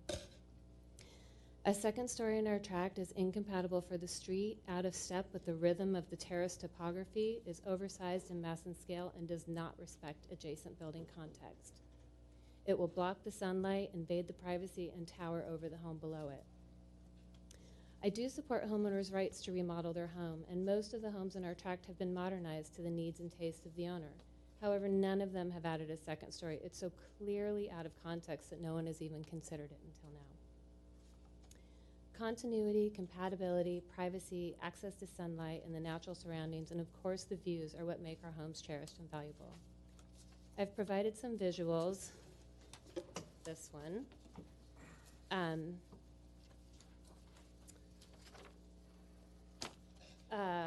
That are based on the actual conditions as evidenced by the story poles. The applicant's proposal is misleading and not a true representation. However, if you are not persuaded by these graphics, I ask that you visit the project site in person to see the effect this addition will have on me personally and the neighborhood as a whole. Finally, without knowing your inclinations, I'd like to suggest that if you are leaning towards an approval with conditions, I ask that the conditions include complete removal of the covered rooftop deck and light well, and that all the windows, balconies, and exterior lighting be oriented east, overlooking their pool. That way as not to affect the adjacent homes as much. Thank you for your consideration. And then I just wanted to show you specifically the architect's sight lines. This is my house, and he's suggesting that it's from right in the middle of my property, and that's what this image is, and that's very untrue.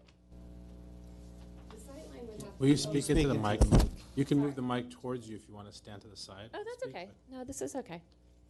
So I actually tried to make a sight line that would be more accurate to match the rendering that the architect did, because this is not this. The second one is about the site section. They're suggesting that we can see right over that rooftop, which in actuality you can't at all. When you look at the story poles, they're way above my height, probably 2 to 3 feet. A, and B, that's like standing, and who stands outside? You know, you sit and relax. The other thing that was concerning about what he said is maybe he can do like some kind of vinyl rooftop. That sounds terrible to me. And then finally is the mass and scale. This is actually the view from my house, and this is what they're planning on doing. So for them to say it's not impacting my view is really incorrect. So that's it. Thank you for your time. Thank you.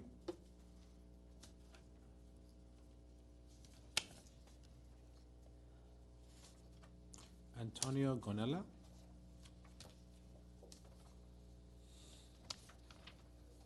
I have a PowerPoint that I'd like to show. Okay. Can we get the lights dim, please? You know, the TV has asked me not to do that. Ah, okay, then I'll squint my eyes and look into This PowerPoint, there's also a packet on your desk, which is this a copy of this deck. Might be easier to look at. Oh, this one? Correct. Yeah. Mr. Kiesel, is it okay if I nod to you for next slide? Sure.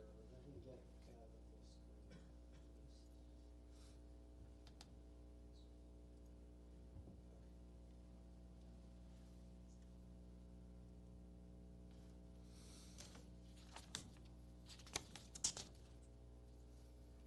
Good evening. My name is Antonio Ganella.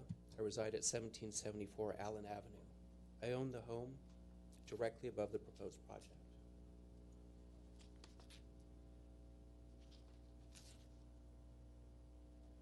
The previous slide, please.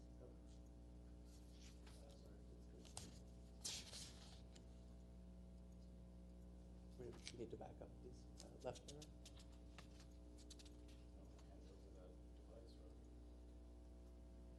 You want to do it? No, Is there a left arrow on the keyboard? The keyboard's easier. You just back it all the way up to the top, please. Can you reset the One slide? slide forward. Yes, perfect, thank you. This is my house in the left-hand image. The radius plan shows its position adjacent to the applicant's. Below that one, you can see the terraced topography of our tract. I have lived here since 2009 and in Los Angeles for the past 30 years. I was drawn here by the neighborhood's privacy, the natural beauty of the hills, and the views. Next slide, please. The following images will give you a feel for the area and why I believe many of us chose to make it our home. Next slide, please. As envisioned by the tract planners, the neighborhood is characterized by single-story homes on terraced lots, ensuring that all the residents enjoy privacy, access to nature, and views. Next slide, please.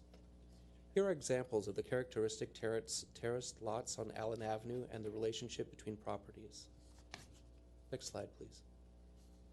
These photos show how the single-story homes fit on their terraced pads, integrating into the topography and maintaining the views and privacy of the adjacent homes. Next, please. The following are a series of photos taken from my property showing the impact of the massing based on the story poles that have been erected.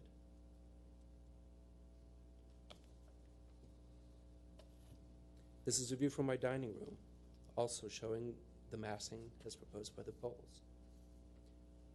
This is a view from my living room and office. This is, oh, excuse me. Next slide, please. Next slide, please. And one more slide, please. And this is the massing as seen from the street level at my mailbox. Next slide, please. And here, this is the massing as seen from my yard. Next slide, please. The next couple of photographs show the massing and invasion of privacy that the proposed second story will have on the home below. The pink arrow shows the current single-story roof height. Next slide, please. Here is another view from the neighbor below. In addition to the mass and scale, the plans show balconies and roof decks overlooking this home, which will have a significant impact on their privacy. You can also see, as indicated by the pink arrow, the current roof of the house. Next slide, please. The site section from the architect's plans indicate that I will be able to see over the rooftop. However, the story poles show that the true height of the roof will be above my line of sight, even while standing. Next slide, please. The petition shows that this project is not popular. All of us purchase homes here for the views, privacy, and natural beauty of our tract. I support homeowners' rights to remodel and modernize. My opposition to the project is only to adding second story. The majority of homes in our tract have been remodeled and modernized to meet the needs and tastes of homeowners. It's my sincere hope that Mesrop can also get the home he desires without adding a second story. I'd like to thank the DRB members and all of my neighbors for your time this evening. Thank you. Thank you. Vazgen Khachaturian.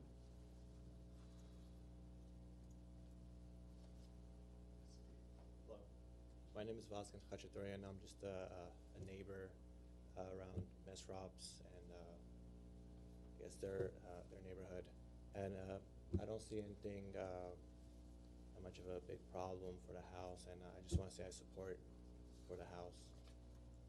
That's nice and short. Thank you. Carrie Field.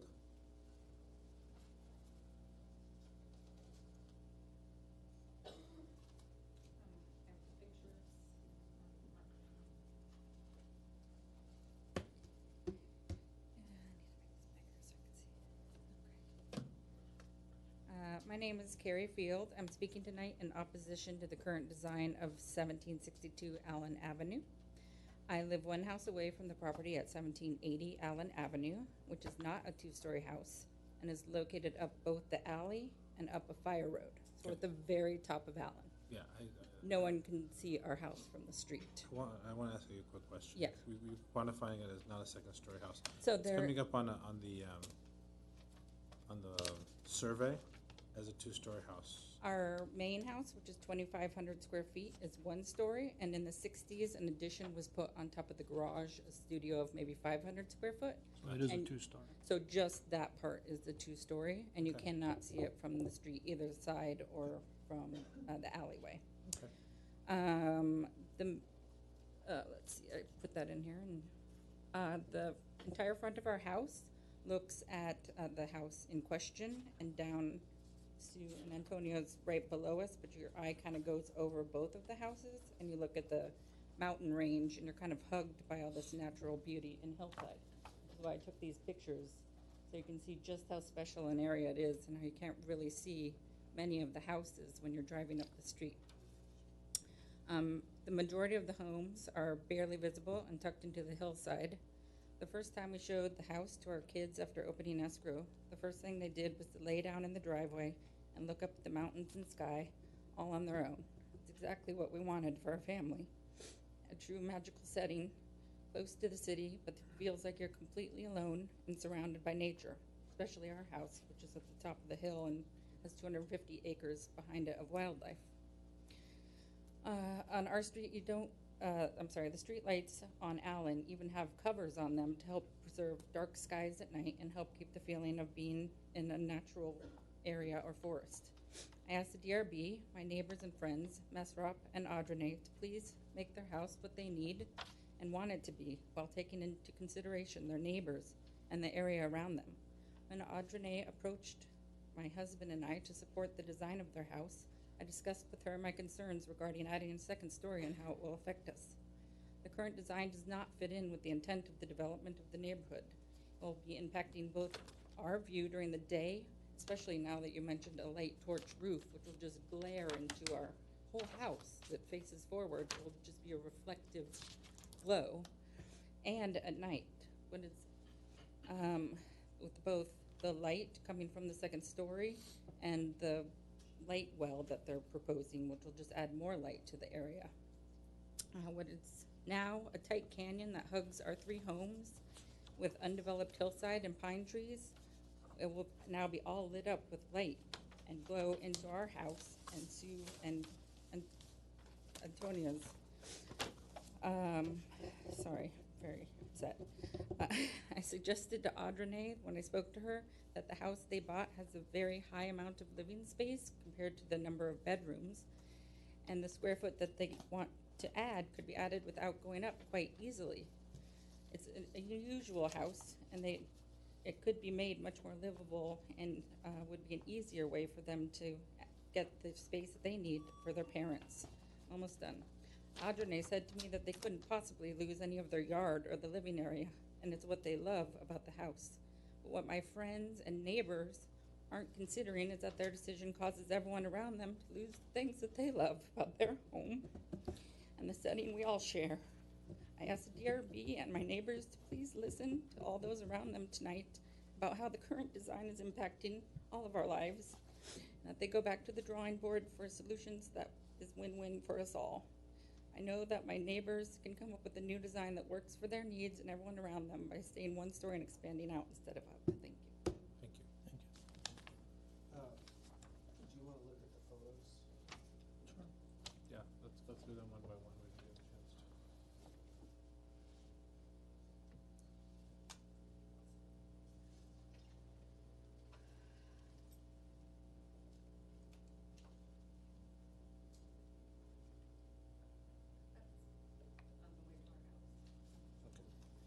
Thank you.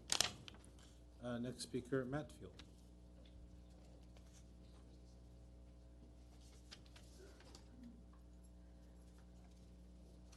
My name is Matthew Field. I live at 1780 Allen Avenue as well. I just want to say I concur completely with everything that's been said so far in opposition to the project.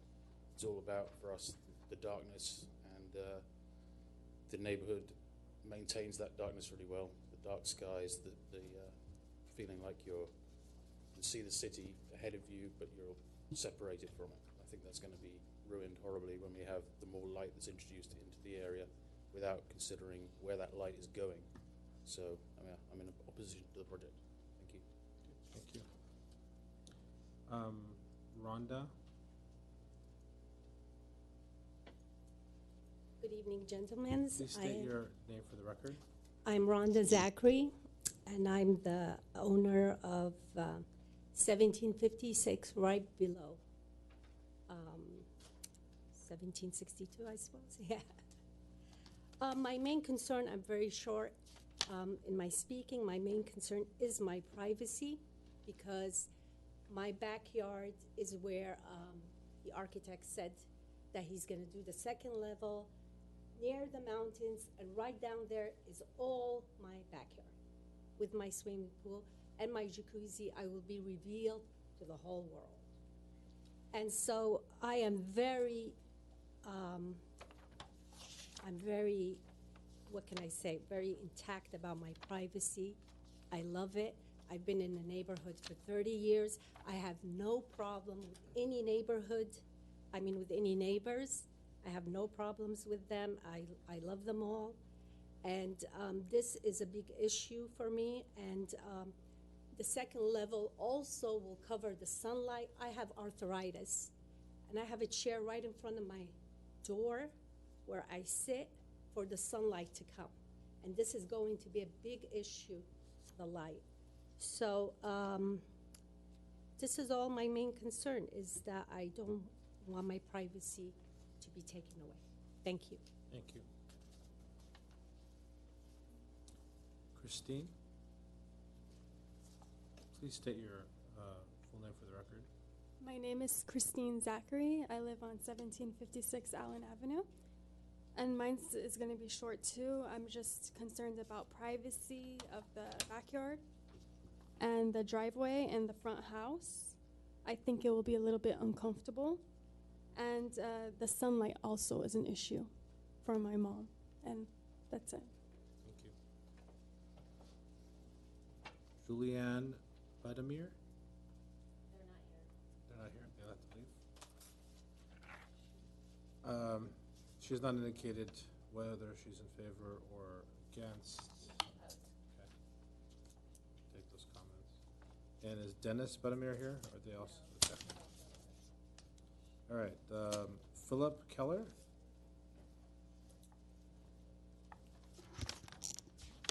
Hello and good evening, Chairman, board members, and city staff. My name is Philip Keller. I'm a board member of the Northwest Glendale Homeowners Association, and I serve as its DRB representative. I want to speak today about our concerns with this proposed project before you at 1762 Allen Avenue. Our main concern with this proposal is that the second-story addition and its potential negative impact upon the adjacent upslope and downslope immediate neighbors.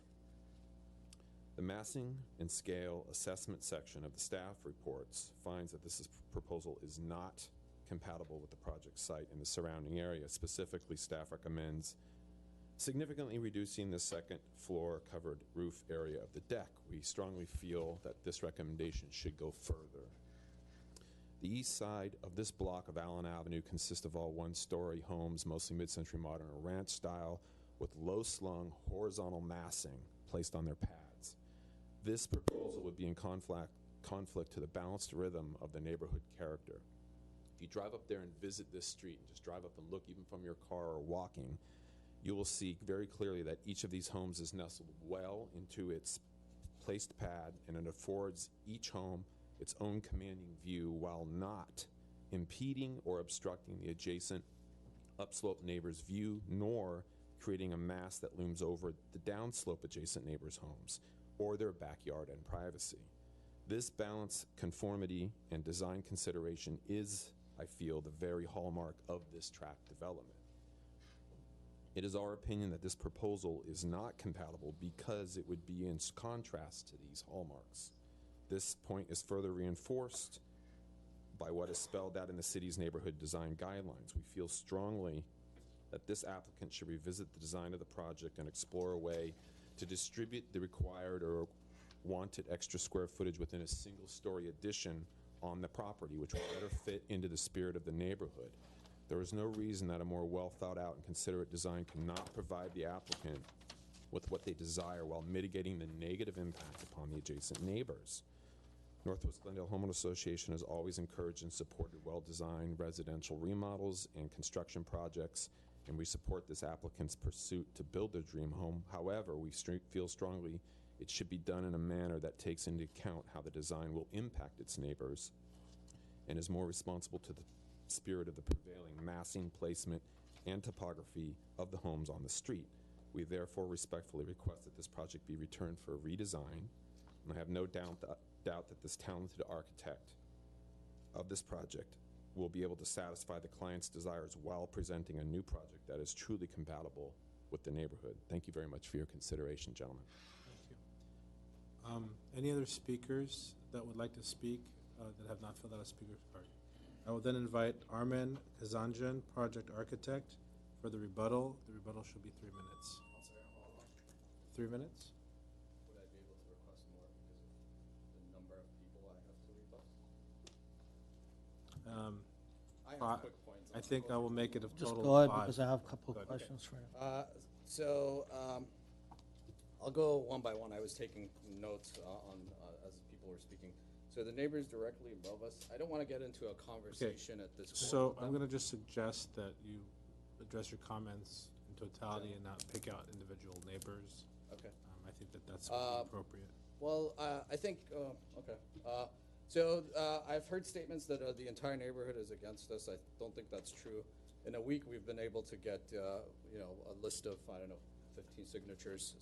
6 or 7 of them are directly, around us.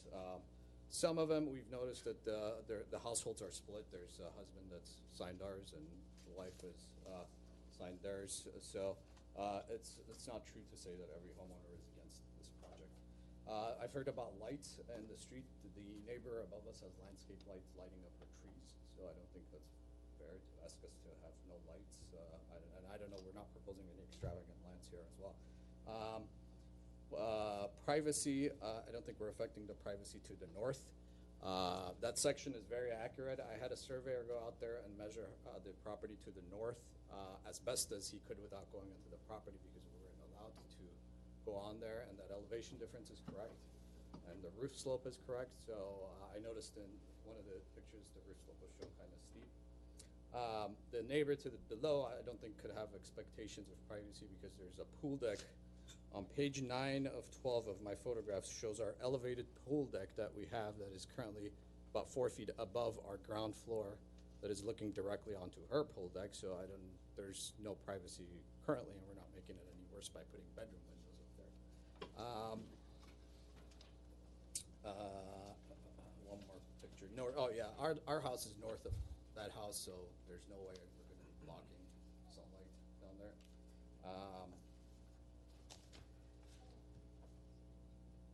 I guess I'll wrap it up with that.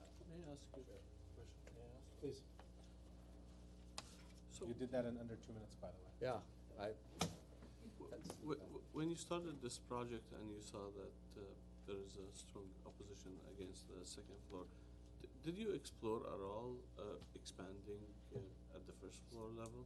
When we started this project, we even before we got to the opposition. And I want to say that the strong opposition I only found out about a week ago. So I had strong opposition from one person in the neighborhood that refused to have a conversation with me. I had a conversation back a year ago almost, or in June last year. She's had my contact information. She hasn't reached out to me to have a conversation, and I was very open to that. So I felt like there was one person against the project, not as strong. So, but even before that, yes. So we have a pool directly south of that garage, which is there. It's an elevated pool with the deck. We didn't want to lose, I mean, the backyard isn't that big. It's some lawn area. The homeowners have kids, small kids, and we didn't want to lose that flat lawn area. And we didn't want to, bring the house towards the alley.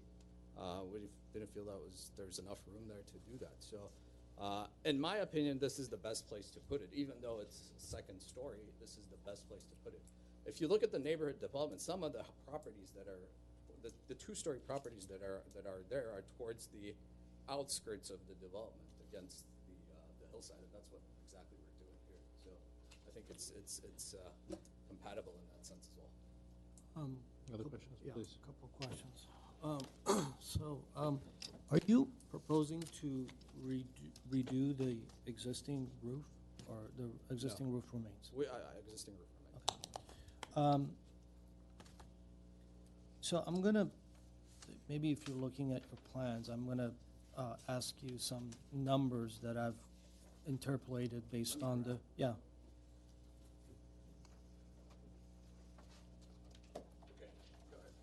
So on the site plan, would you say that your second floor addition sits back approximately 40 feet?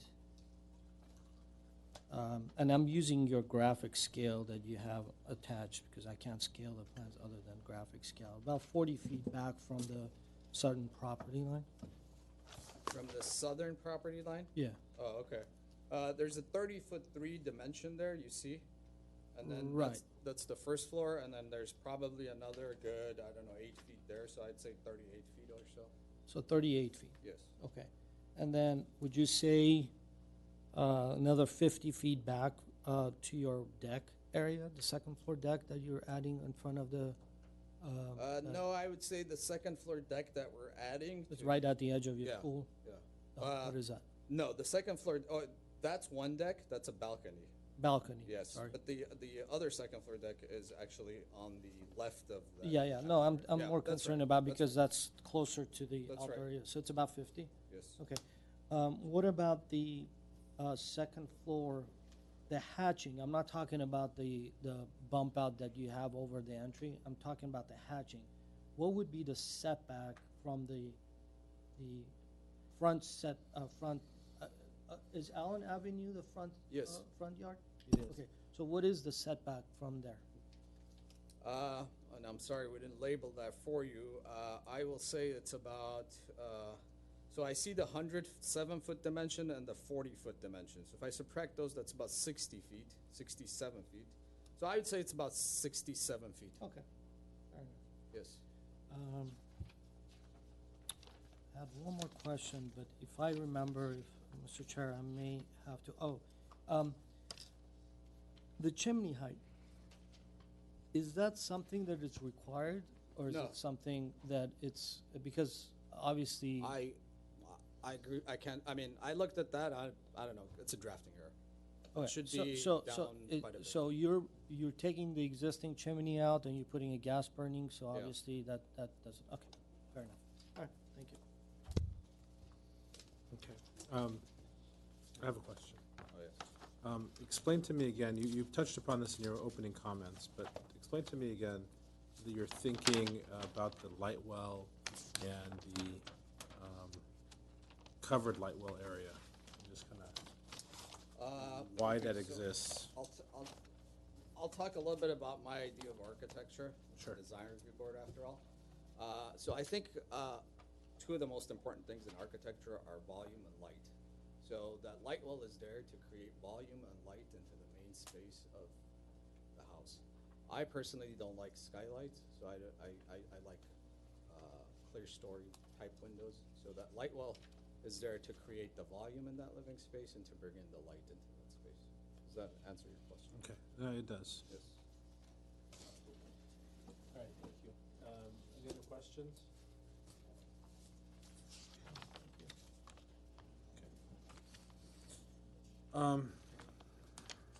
With that, I'm going to close the public comment portion of the hearing, open it up to deliberations. Who would like to start? You know, these projects, people ask, why do you do this? I don't know why we do this.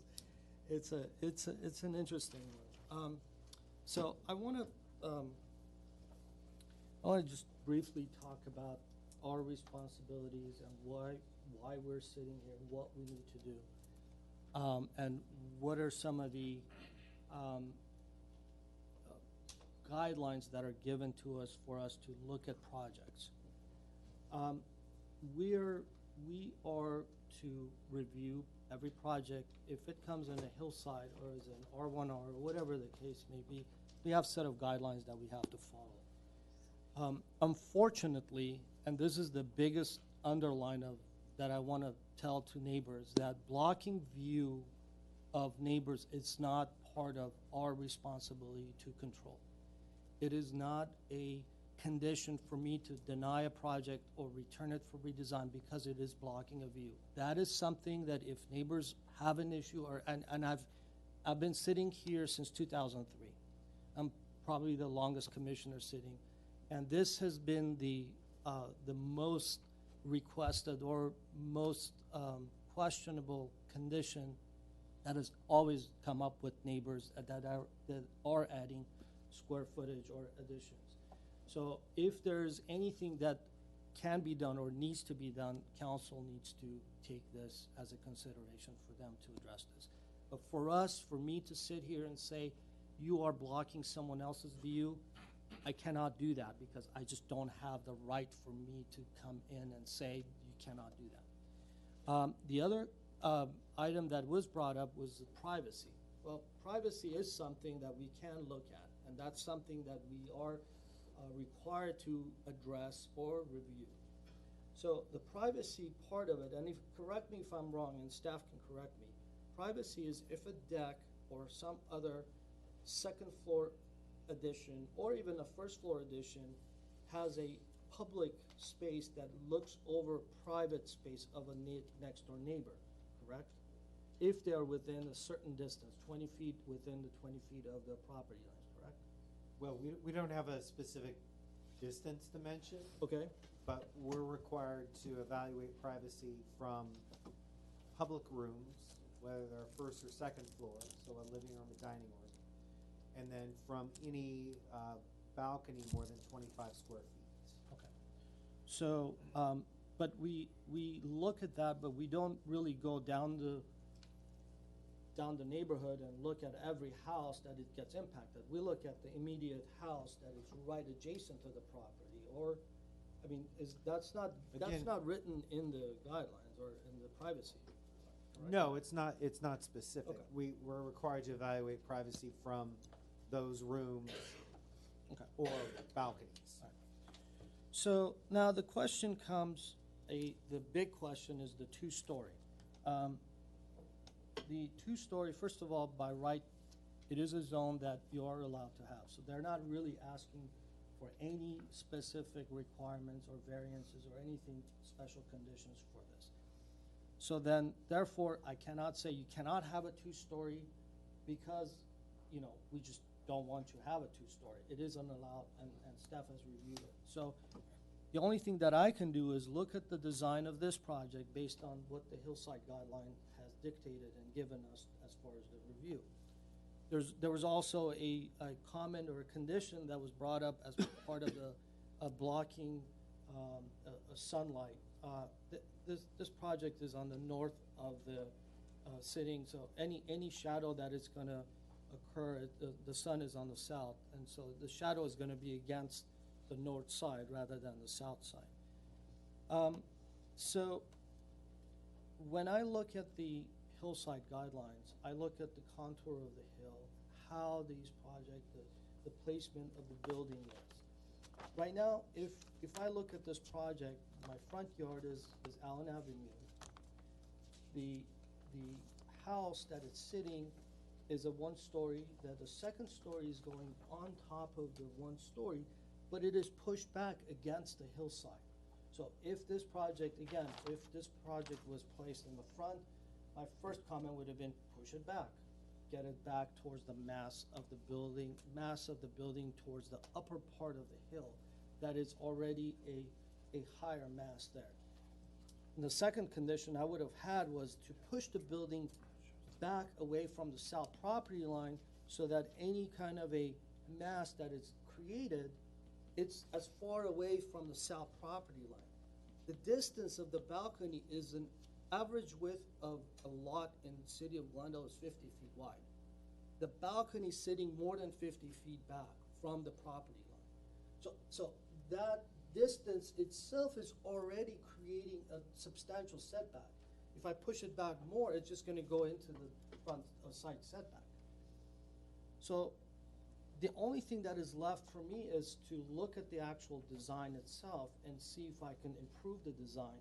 And the way I see it is that to somehow create a less of a mass of the second story. And I agree with staff that the volume over the entry is overwhelming. I mean, it's an unnecessary mass that is created, and it's creating these conditions there that are unnecessary for this type of a mid-century design.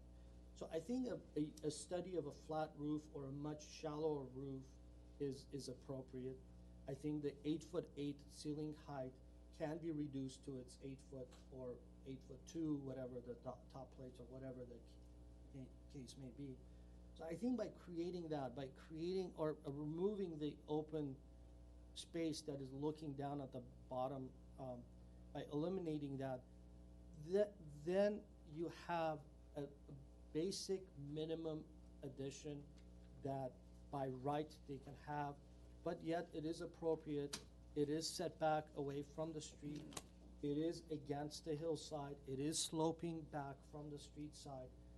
And as I said again, I cannot deny this project based on the second story is blocking someone else's view. I cannot do that. It's not in our purview for us to do that. But what I can do is I can push this building away and get it to the most appropriate site condition that we have, which is where it is now. And going back to the two-story, yeah, unfortunately, it is a two-story. Unfortunately, every mass is there. That is a one-story. The buildings are in one-story. We do have a two-story in hand, but again, it's by right. I mean, we're not here to judge or question the CCNR. It's not in our purview. So, you know, as long as it's not a overwhelming mass, that it's not appropriately placed on the site, I cannot say this is not an appropriate design. So, can I ask a question? Yes, absolutely. Sure. When you're talking about the second floor mass, are you saying that the enclosed space, the actual building enclosure, is acceptable in its location, but you're reducing or eliminating the light well? I think the light well on its own, by creating this rectangular glass box of a two-story volume, it really, if the intent, what the architect was saying, if the intent is to bring light down at that level, then, you know, skylight would be a better approach, rather than creating an enclosed glass structure that is covered by a roof, covered by a deck, that create this whole mass. That even and the argument comes, if it's for the light, then why do you have overhang in front of it where the sun is going to come in? So that on its own, it's not really, you know, it just doesn't work for me to buy that structure there. But the second story, I mean, that's another thing. I mean, it can be reduced, it can be flattened, it can be reduced in height. Oops, sorry. And all of those can happen, but I think it needs to be more in keeping with the mid-century design than the addition. I think the design is well done. I think the materials are, again, as staff noted, they're all over the place. I think it needs to be a little bit more simplified. I like the molding design that is around the window, that is kind of taken in shape and other elements there. But I do like the idea of having this horizontal feel, whereas the second story feels that, you know, the other question comes, you know, once you remove that extra mass, it creates this square box.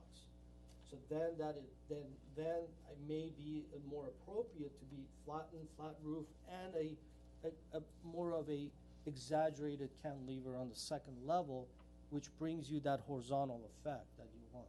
And on the other hand, it will maintain the 67-foot setback, which what the architect said, or somewhere around there. Any other comments?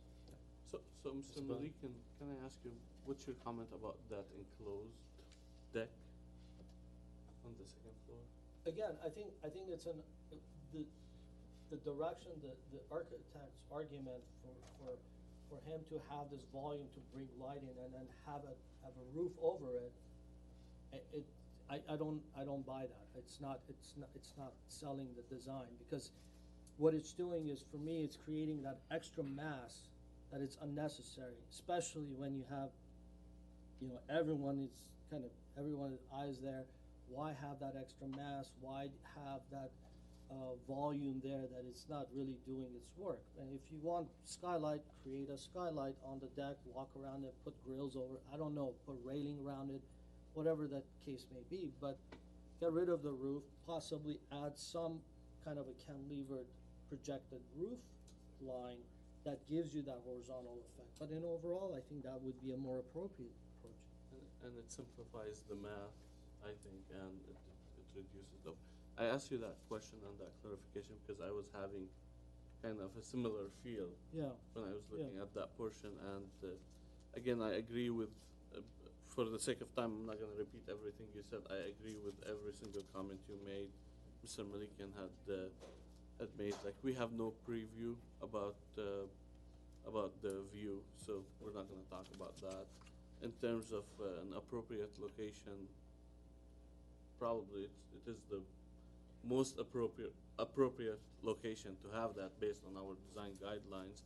And in terms of mass, I also agree with Mr. Malikian. I think there are areas where you can make, you can lose some of these elements that will simplify the second story and will minimize the negative effects it has on the neighbors.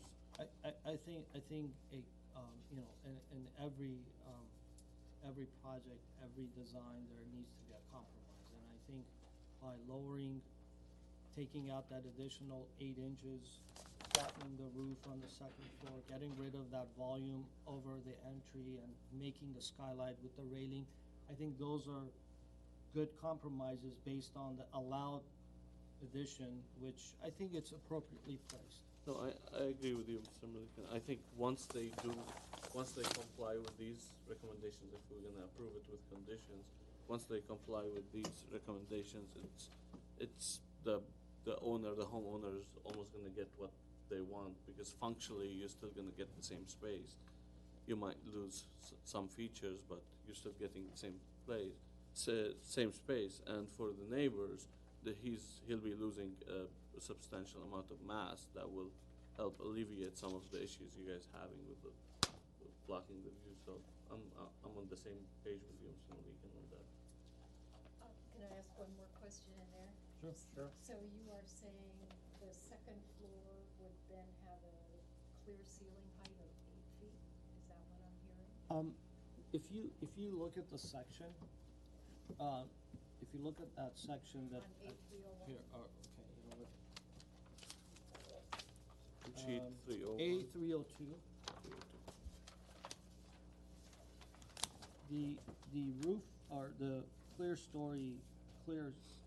height, ceiling height is 8 feet outside of the, there's one point it says 8, the other one it says 8'8". I think inside the building it says 8'8". Right. I think what I would do is I would just carry that 8 foot across and create a flat roof there.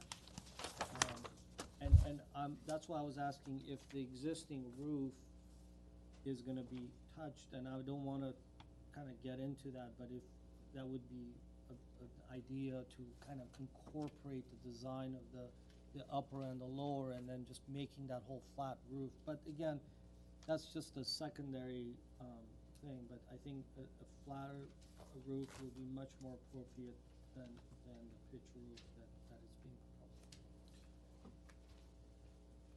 Okay, so I thank Mr. Malikian for the disclaimer at the beginning, because it saved me from doing it myself. So you can prove And that, I would invite the residents of Glendale, if they have concerns about view, to please bring them up with council, because there are places that have view ordinances. Glendale does not. But I feel like we are, in some ways, placing a view ordinance in this context here. The first story in this property is less than 8 feet.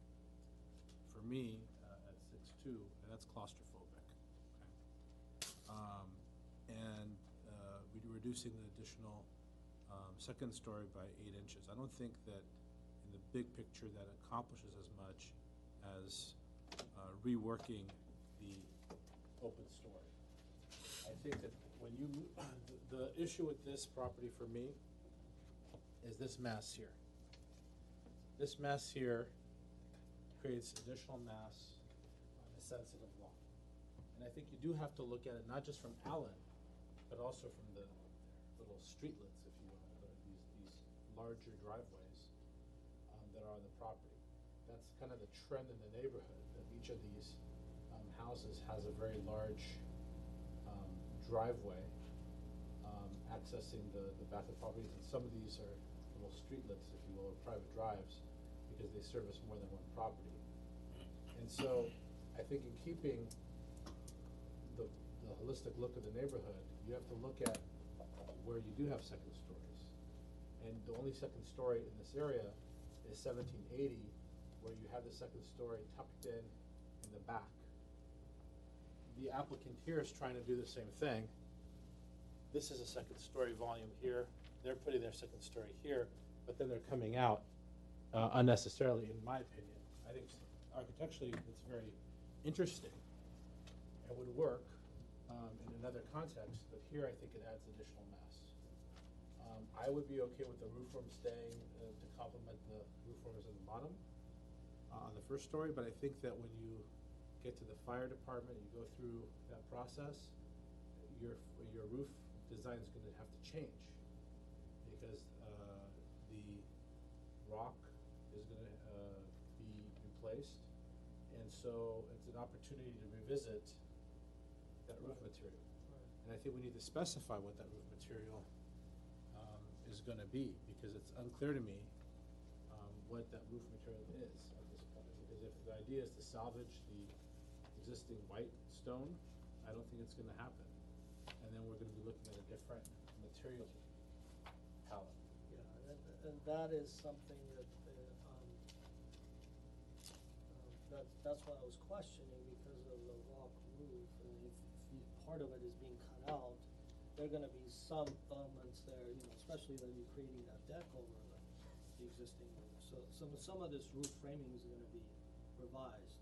So how is that going to impact the existing frames that are already there, that's going to get cut off, and new supports are going to come in? So either way, a new set of plywood and everything else, so the rock has to be removed. And how's that going to be replaced? And is that going to be an allowed, material by the fire department? So then the question comes, and I agree with you. I agree with you, because I understand what you're saying, that the addition, the roof addition on the second floor matches what is there, so it's more consistent right now.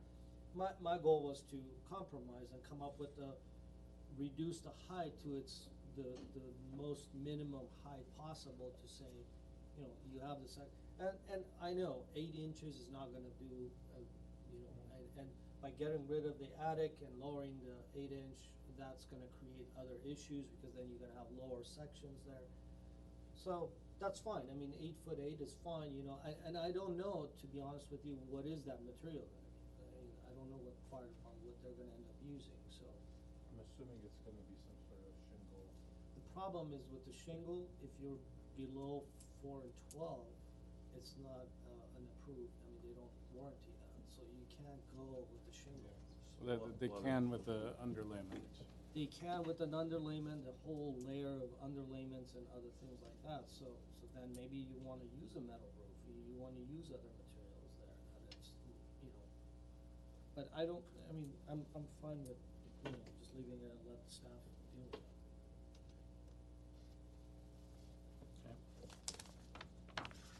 Can we have a reading of the conditions? Sure. Or the discussion points at this point, because we don't have. Let's go with the first sort of new condition. The new,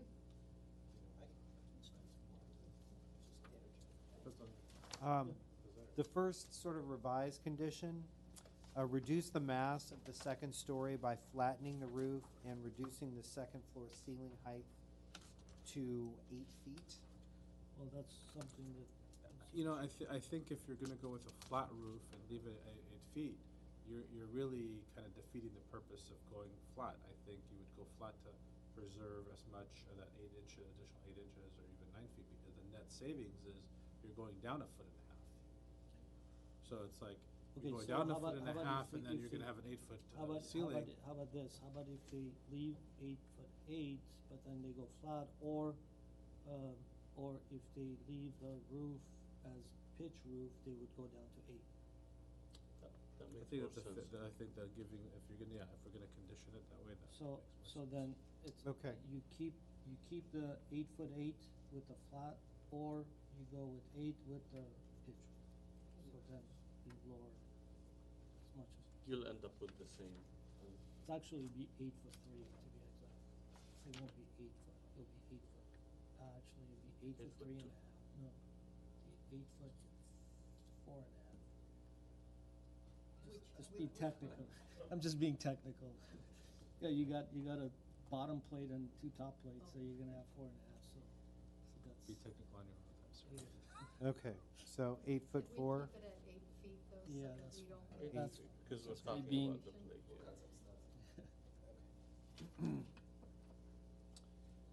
yeah. Reduce the area of the covered roof deck and consider constructing a smaller horizontal cantilever feature. No. Where's that? Let me just, maybe I can put this up.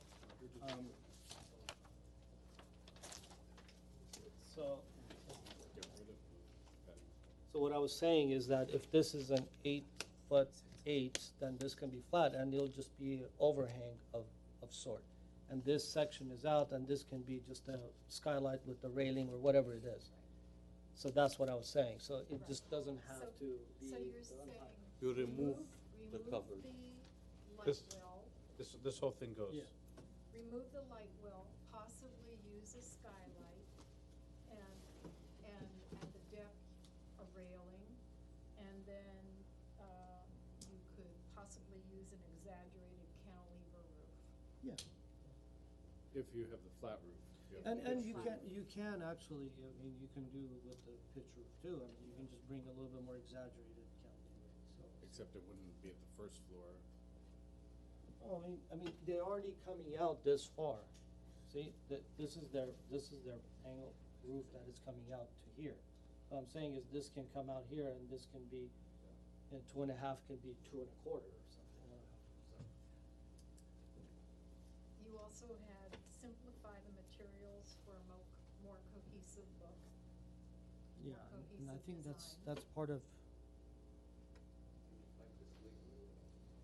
That Provide a detail showing how different materials will, but, that's slightly different. yeah.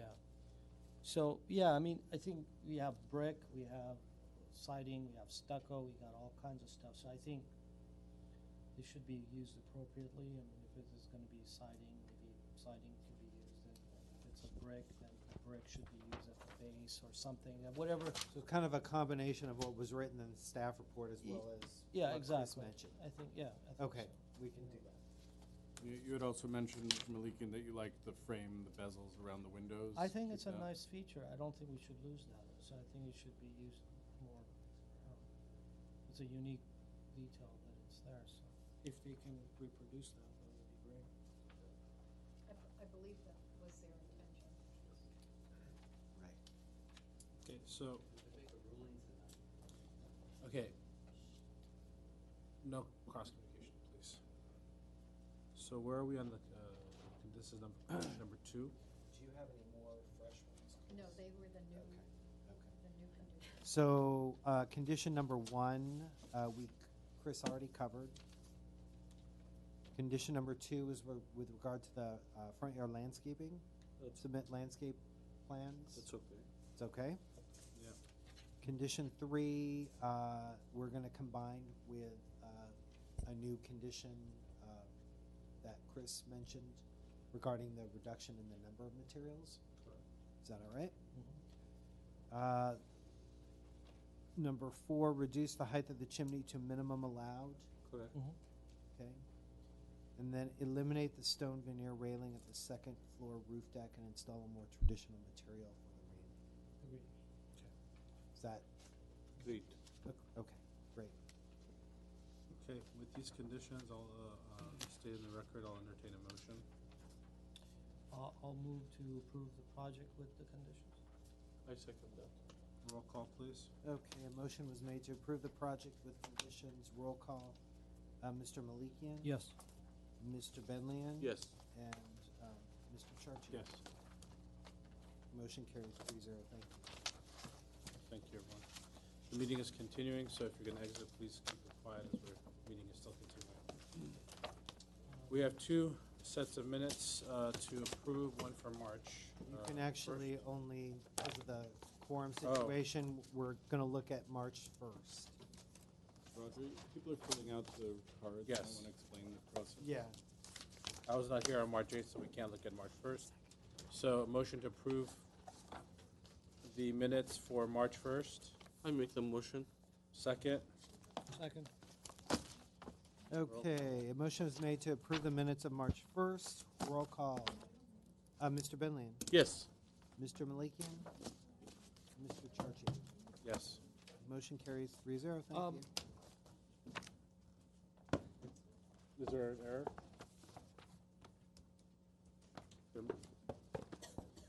So on that one, we need to resend because on the second one, I have to excuse myself. Right, the March 8th? No, March Not 1st. March 1st. On the March 1st, we have to redo. The third project, the Cumberland Terrace, I recused myself. So Okay. part of the, I was there, but that's the only Okay, one then that. we need to delay both. Yeah. Sorry Okay, about that. I so- just looked at the attendance. Yeah, that's exactly, so I was Okay. going So down was to the attendance number. modified? No, it's correct, I mean, it's correct. He just recused himself. I from recused that. myself, left the Right. So in meeting. that way, on further consideration, the minutes for March 1st are not approved, and we will be tabling them for later. I'm going to go ahead and take this copy that I've signed and cross out my That's signature. fine. Yeah. And then if you could just include that, then I'll let On the the assistants record. know, yeah. And then you also have Brown Act. We've all signed our Brown Act. You have. We have signed it and given it to. Manoush? Yeah. Great, thank you. Thank you. And, Is there a motion the to next, adjourn? the downtown specific plan meeting is for April 26th, right? The next meeting for the DRB is April 26th for the downtown specific plan, or is there another special hearing? So we're not gonna have a hearing on the 12th, only the 19th? Oh, there might be one on the 12th. So there's one this coming Thursday? Yes, there is.